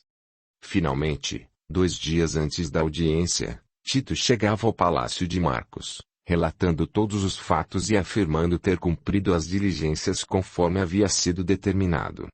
Não fizera nenhuma menção aos encontros com Décio e ao sonho impressionante que ele próprio tivera a bordo, dias antes do desembarque. Muito menos fizera menção ao amparo que Décio passara a prestar aos 2 desditosos sofredores, ressaltando, apenas, que os infelizes desembarcaram e que, quando foram abandonados no porto, apresentavam sinais de enfermidade que, àquela altura, certamente já lhes havia ceifado a existência. As boas notícias afastaram um pouco a preocupação de Marcos que, com liberdade, abraçara o servidor fiel e o felicitara, prometendo-lhe o pagamento da vultosa recompensa, acrescida de outra parte significativa para daí a 2 dias, quando ambos se apresentariam diante do juiz com a finalidade de encerrar todo o caso. Relatou, então, o que é que Tito deveria dizer ao juiz do processo, afirmando que, na ocasião dos fatos, ambos estavam em viagem, ausentes de Roma e, por isso, impossibilitados de praticarem qualquer crime. Acertados os detalhes, não seria a primeira vez que Tito mentiria para receber vantagens materiais e agradar o poderoso patrão. As horas se aproximavam rapidamente e, para ambos, as noites eram povoadas de sonhos estranhos. Marcos, confundido por Drusila, e Tito, relembrando as afirmativas que escutara naquela noite fatídica, quando um ser luminoso lhe apontara os próprios desatinos do passado, falando da mulher abandonada, da consciência de culpa e exortando-o a começar ali mesmo a ser bom, a não se enganar sobre a impunidade e a estar preparado para o momento em que o verdadeiro tribunal fosse deliberar sobre sua condição. Amanhecera, por fim, naquele que seria um momento importante para Marcos nos planos finais para a própria felicidade. E para que não corresse nenhum risco diante de um magistrado tendencioso, inclinado a dar razão a miseráveis plebeus, apesar de todas as provas que ele próprio fizera questão de apresentar ao juiz, conseguira, com sua influência e seus contatos superiores, o compromisso de que aquele magistrado não deliberaria naquele processo. Uma convocação de urgência, vinda do próprio Palácio Imperial, fizera com que o magistrado atuante naquela questão pudesse ser afastado, tendo recebido de César uma missão de representá-lo em importante homenagem que se lhe iria prestar em afastada região italiana. Naquele dia, esquecido de todas as advertências espirituais que Zacarias lhe fizera solicitando a sua modificação, Marcos antegozava o momento da vitória de seus projetos e se alegrava intimamente pelo fato de que, afastada a última barreira para o sucesso de sua empreitada, na figura daquele magistrado duvidoso e pouco simpático às estratégias de seu espírito corrupto, Agora era só uma questão de tempo para que tudo acabasse em sua declaração amorosa diante de uma Serapis vencida. 26. Colheita. Devidamente vestido para a tão importante ocasião, desejando demonstrar sua estirpe de patrício romano para lembrar ao novo magistrado a sua condição de importante cidadão, diante da pobreza dos que o acusavam, Marcos tomou o rumo da casa da justiça na qual se apresentaria perante as vistas do juiz de forma a demonstrar-lhe toda a solidez de sua reputação e a robustez de sua inocência. Fizera-se acompanhar tanto do curandeiro que fora chamado no dia para atender às emergências de Domício quanto do servo de confiança que, desde muito tempo, lhe conhecia os desejos e lhe servia com canina fidelidade. Tito, o referido empregado, desde que regressara da Gália, onde cumprira o infausto dever de abandonar os dois infelizes jovens para que morressem à míngua, carregava em seu íntimo um vulcão de confusão e desarmonias morais. Certamente pelo contato com Décio e, sobretudo, pelo sonho que tivera com aquela luminosa entidade que lhe falara tão diretamente, trazendo-lhe à consciência os antigos atos irresponsáveis do passado, Tito se dividia entre a promessa de recompensa que ainda não lhe fora paga e o desejo de desaparecer daquela cidade, indo em busca de tentar reparar os males que sua conduta irresponsável haviam produzido na vida das pessoas que haviam confiado em seu afeto, no passado. Essa situação se mantivera por todo o trajeto de volta a Roma, conforme o próprio leitor ainda se recorda e, segundo seus pensamentos, assim que Marcos lhe pagasse o prometido quinhão, deixaria seus serviços e daria outro rumo ao seu destino. Quanto ao curandeiro, naturalmente bem remunerado pelo Sr. Aquém, agora, servia tanto por interesse quanto por gratidão. Sua função era de repetir diante do novo magistrado a mesma explicação que dera perante o outro juiz, a fim de impressionar o entendimento do julgador sobre as indicações da verdadeira culpada pelo envenenamento. Assim que chegaram ao tribunal foram dirigidos para ambientes nos quais as pessoas aguardavam o chamamento para se apresentarem perante os magistrados responsáveis pela solução dos conflitos. Às pessoas mais importantes, pela sua condição social, era conferida uma sala especial, apartada do populacho a fim de permanecerem preservadas das possíveis agressões dos desafetos, garantindo, assim, o seu sossego e a harmonia do ambiente da corte. Ali ficaram Marcos e suas testemunhas. Vencidos os trâmites preparatórios e atendidos os compromissos que compunham as audiências anteriores, Marcos e Serapis foram conduzidos à espaçosa sala, ficando as testemunhas em outros ambientes, à espera da convocação.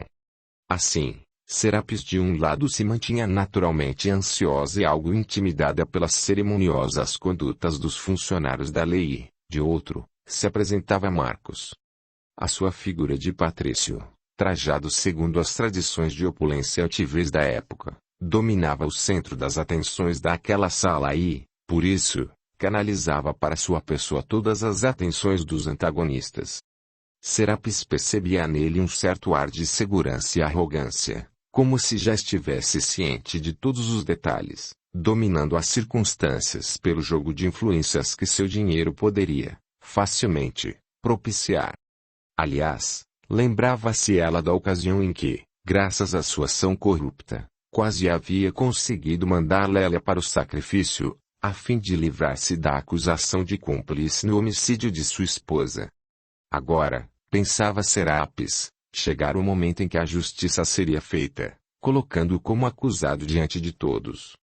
Lélia, enquanto aguardava sua vez, examinava as condições estranhas daquele encontro diante do tribunal, lembrando-se da ocasião em que seu destino fora salvo pelo heroísmo de Licínio, que se entregara como culpado para evitar sua morte injusta. No fundo, agora que se mantinha ao lado de Serapis para falar a verdade do que vira, percebia que as circunstâncias poderiam voltar-se contra ela.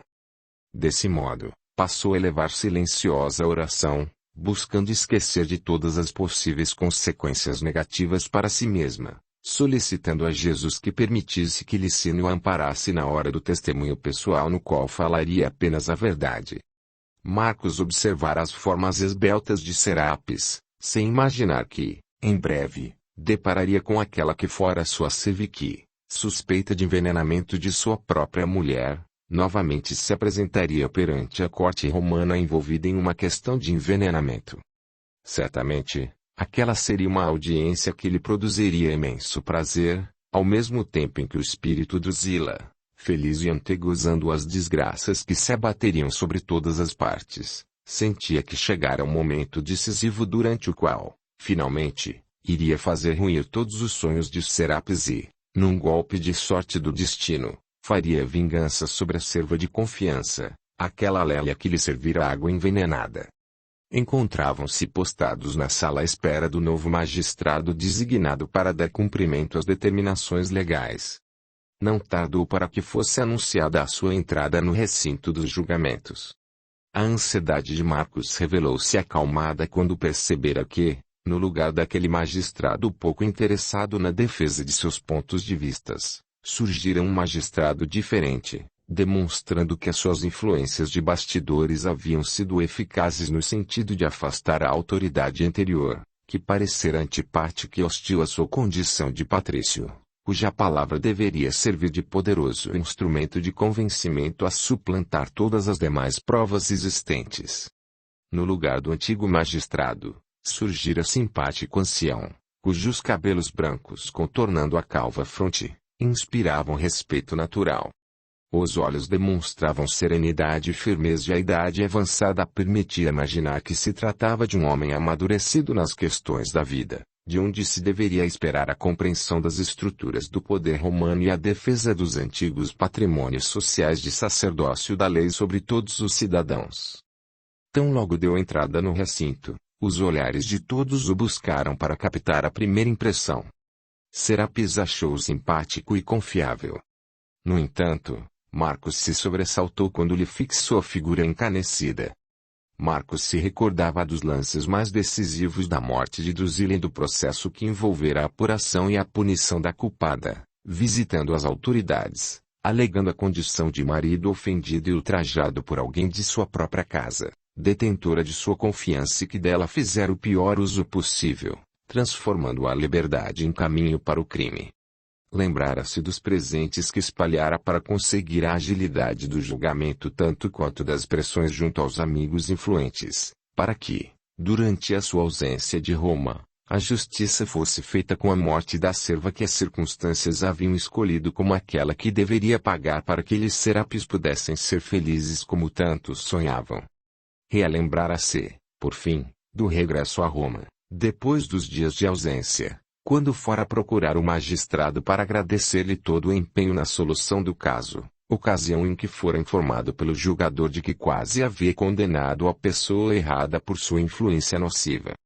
A sua mente voltava, como num filme claro e real, o último diálogo que havia tido com aquele magistrado indignado a indicar-lhe a porta da rua e devolver-lhe os presentes com os quais pretendera comprar a sua parcialidade para condenar a inocente. Marcos, agora, se inquietava novamente, uma vez que, apesar de se terem passado mais de 10 anos sobre aqueles fatos, ali, diante deles, se encontrava o mesmo Sérvio Túlio, magistrado que já o tivera frente a frente para a apreciação de um caso de envenenamento e sobre o qual já se fez menção nos capítulos finais de A Força da Bondade. Assim que assumira a função naquele caso, o juiz tomou a palavra e esclareceu. Prezados cidadãos, que o império da lei seja maior do que o império dos homens que sobem e caem do poder segundo o desejo dos deuses, enquanto que a lei permanece para guiar os rumos de nobre e plebeus, reis e súditos, ricos e pobres.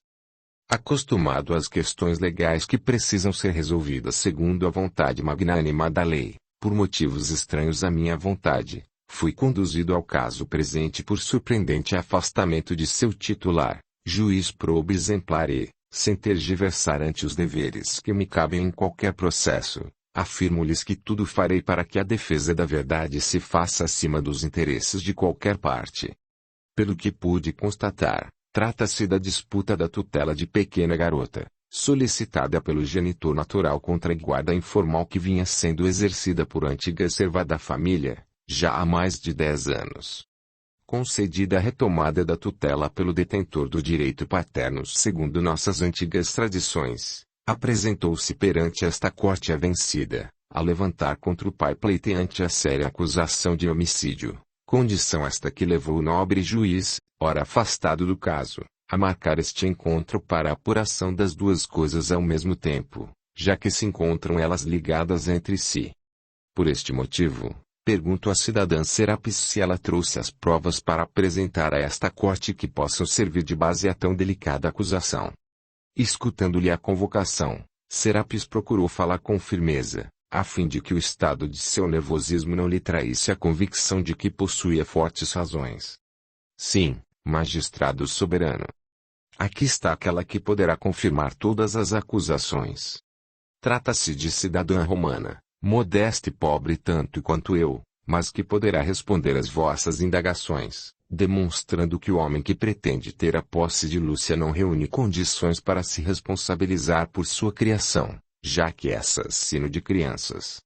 A fala desassombrada de Serapis produziu em Marcos um impacto desagradável, já que, através dela, ele pôde perceber o quão difícil seria conseguir que a mulher amada aceitasse retornar ao seu convívio. No entanto, pensava ele consigo mesmo, isso era só o começo da audiência e, portanto, ela estaria muito diferente quando, ao final, as coisas se voltassem contra seus próprios interesses, sentindo-se derrotada e infeliz. Fazendo um sinal autorizador, a guarda pretoriana que servia naquele tribunal fez entrar a testemunha a que Serapis se referia. Lélia foi levada para perto da mesa do juiz que, sem demonstrar qualquer surpresa diante de sua pessoa, deu-lhe a impressão de não guardar qualquer lembrança de sua pessoa.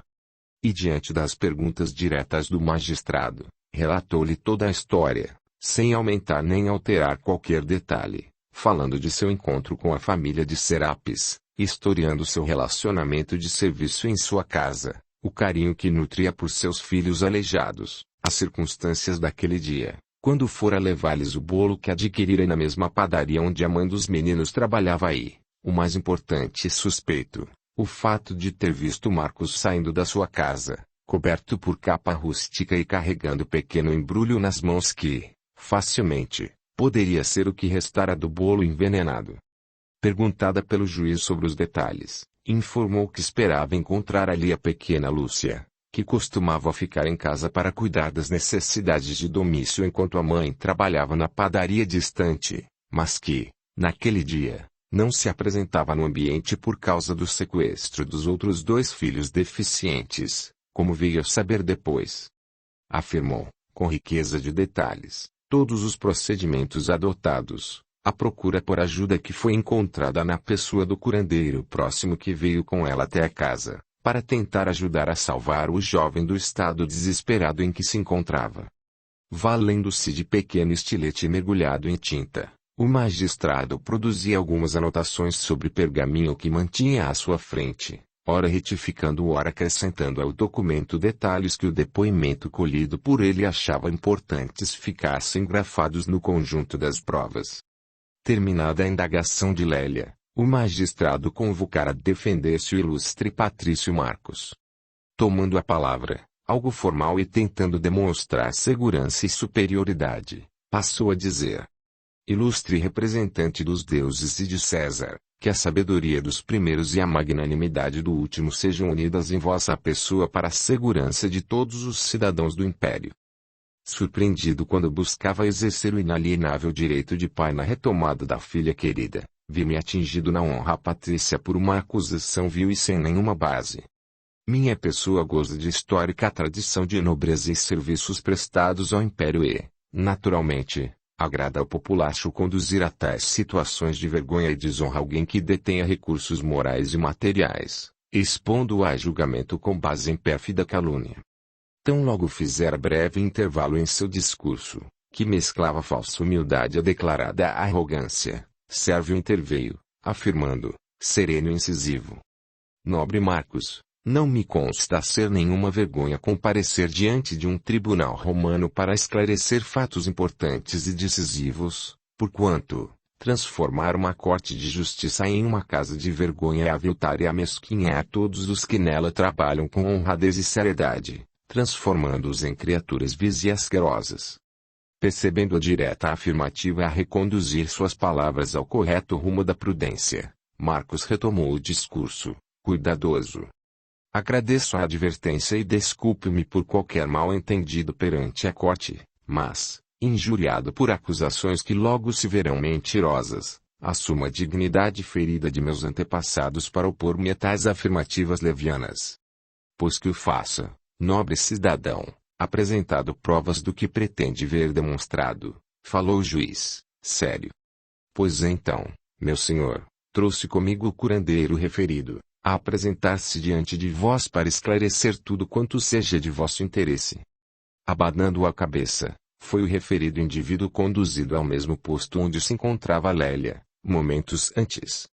E diante das perguntas do magistrado, procurou o homem afirmar os fatos segundo a sua ótica, agora naturalmente inclinada na direção de Marcos, o benfeitor que transformara a pobreza de sua medicina em uma importante função dentro de seu palácio, facilitando-lhe a vida com recursos e conforto. Diante das perguntas inteligentes, o curandeiro procurava fazer crer ao magistrado que a culpada pelo envenenamento era Lélia, a mulher que lhe havia antecedido no depoimento, única pessoa presente no local dos fatos e que ali estava como a transportadora do bolo envenenado, sendo que um dos pedaços tivera ele tempo de retirar da garganta do jovem infeliz. Perguntado pelo magistrado por que a moça teria buscado ajuda para salvar um menino, se a sua intenção era de matá-lo, tentou justificar-se com alegações genéricas, talvez para não levantar suspeitas, para não acabar descoberta, para vingar-se. Depois de lhe ouvir as acusações, Sérvio Túlio fez com que a guarda pretoriana trouxesse diante dele a figura de Lélia, novamente.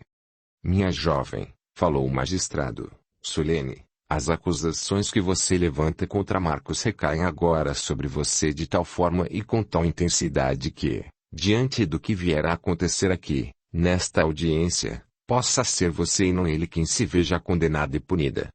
Escutando-lhe as palavras firmes e diretas, Lélia voltou seu pensamento para Jesus e respondeu, serena. Por mais que respeite vossas deliberações, magnânimo Senhor, tenho comigo que a verdade real somente a Deus e a Jesus pertencem.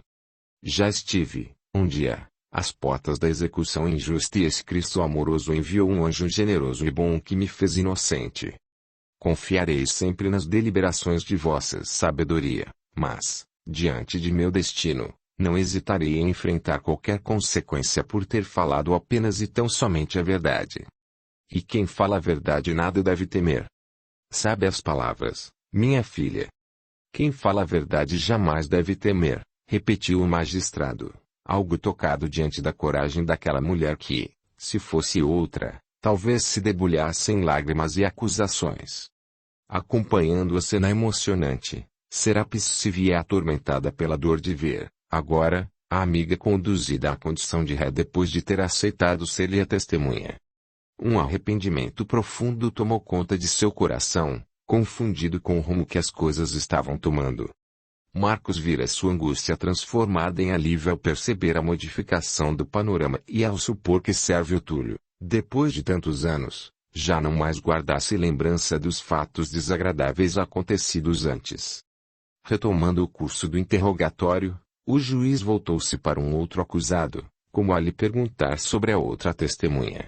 Antes de falar sobre isso, desejando dar ao fato os detalhes da reincidência de Lélia nos mesmos delitos, Marcos aproveitou e disse: A vossa magnânima sabedoria haverá de entender se me sirvo deste momento para mais demonstrar minha inocência, antes que a próxima testemunha se apresente para colocar uma pedra sobre qualquer acusação leviana quanto ao meu caráter.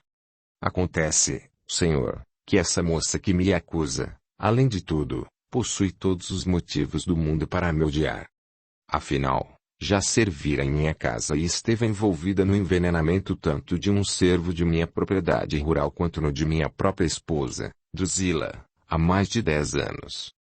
Recolhida ao cárcere, creio que não se apagou de vossa augusta memória o fato de dali ter sido tirada somente por força da confissão de meu servo Licínio que, assumindo a culpa por tudo, permitiu que essa jovem fosse devolvida à liberdade. Naturalmente, cheia de ódios e desejos de vingar-se contra o senhor que a colocara na cadeia como a única responsável pelo envenenamento da patroa. Novamente as circunstâncias a conduzem ao mesmo banco dos réus para pagar por delitos que se repetem por onde ela passa, deixando atrás de si um rastro de cadáveres, sejam nobres ou plebeus. Assim, nobre juiz, reforço neste instante as acusações pretéritas a pesarem sobre Lélia, desde os remotos atos até os dias atuais, como culpada por todos estes crimes que procura atribuir a outras pessoas. A palavra solene de Marcos criara uma atmosfera altamente eletrizante no ambiente da corte, não sendo quebrada por nada a não ser a respiração dos presentes. Lélia empalidecera diante das acusações diretas e certeiras, contra as quais não tinha defesa. Serapis carregava a consciência culpada pelos atos do passado, quando fora a primeira a levantar as suspeitas sobre aquela que, hoje, tentava defender seu direito sobre Lúcia. Marcos respirava acelerado, envolvido pelas emoções daquele instante de teatral representação, como que a dar ênfase a coincidências que tornariam Lélia ainda mais culpada, revelando seu passado de supostos desatinos e suspeitas condutas. O curandeiro se mantinha interessado na solução da questão favoravelmente ao seu patrão e protetor, enquanto Tito se mantinha fora da sala, restando como última testemunha a definir a questão a favor de Marcos. Enquanto isso acontecia no plano material, no mundo espiritual o pequeno grupo de espíritos generosos que acompanhava aquelas infelizes personagens se postava como plateia daqueles eventos decisivos na vida dos envolvidos. Zacarias, Lívia, Licínio, Cleófas e Simeão estavam no ambiente em elevadas vibrações de prece a Jesus, enquanto Drusila e seu séquito de entidades trevosas e galhofeiras transformavam aquela sala em verdadeiro circo de gritos e zombarias, algazarras e acusações, sem perceberem o que, realmente, estava acontecendo. Licínio se mantinha ligado a Marcos e a Sérvio Túlio, Lívia acolhia Serapis e endereçava energias luminosas a Drusila. Cleófas amparava o magistrado e Simeão envolvia Tito nesse momento decisivo para o destino de todos. Com sua força amorosa, Simeão fazia Tito voltar aos meses anteriores, quando se via responsável pelo destino dos dois filhos de Marcos e Serapis, abandonados no vazio da província distante. Lembrava-se, sobretudo, do sonho que tivera e das revelações que aquele espírito luminoso lhe fizera, como a demonstrar que todo o seu passado era conhecido pelas forças invisíveis que solicitavam a sua intervenção a favor dos desditosos seres. E enquanto o mundo espiritual acompanhava a cena triste em que a mentira, mais uma vez parecia ter construído seu cenário de engodos para que viesse a triunfar sobre a verdade simples e cruel, eis que se escuta a voz do juiz a indagar do patrício. Pois bem, meu senhor, antes que delibere sobre os fatos, impõe-se que a última testemunha seja escutada. E ao ouvi-la, magistrado, respondeu Marcos, demonstrando a indignação dos estelionatários do mundo fazendo-se de honestos e injustiçados, já não haverá mais dúvidas sobre minha ilibada reputação. Foi então que os soldados conduziram Tito até ao local onde, agora, se encontrava também a outra acusada, Lélia, bem diante do magistrado. Para melhor orientar a testemunha sobre as novas circunstâncias do caso, o juiz relatou, sucintamente, os contornos do problema, indicando que, agora, já não era mais apenas Marcos quem se via na condição de acusado, mas, igualmente, Lélia se via envolvida na denúncia de envenenamento e, por isso, o seu depoimento seria decisivo para a solução do caso de ambos. Somente um dos dois teria razão. Ou Marcos seria condenado ou Lélia o seria. Para Tito, então, aquela situação era grave e delicada, tendo a sua atenção voltada, graças à descrição do magistrado, para aquela mulher que, até então ele não conhecera, não imaginando onde é que ela entraria nessa história. Assim que passou a observar a jovem acusada, Tito foi tomado de um sobressalto súbito, pelo qual não pôde conter a palidez imediata tanto quanto o tremor dos membros que se fizeram visíveis. Na sequência, a turgidez dos olhos se pronunciaram em lágrimas espontâneas que começaram a descer pela face esbranquiçada. Seus olhos não conseguiam mais fixar outra coisa senão o rosto triste e sereno de Lélia, ao mesmo tempo em que esta, igualmente surpresa, não sabia como se conduzir naquele momento. Sem que os demais entendessem o que se passava, o juiz convocou a testemunha que contasse tudo quanto tivesse conhecimento e que respondesse às perguntas que lhe iriam ser feitas.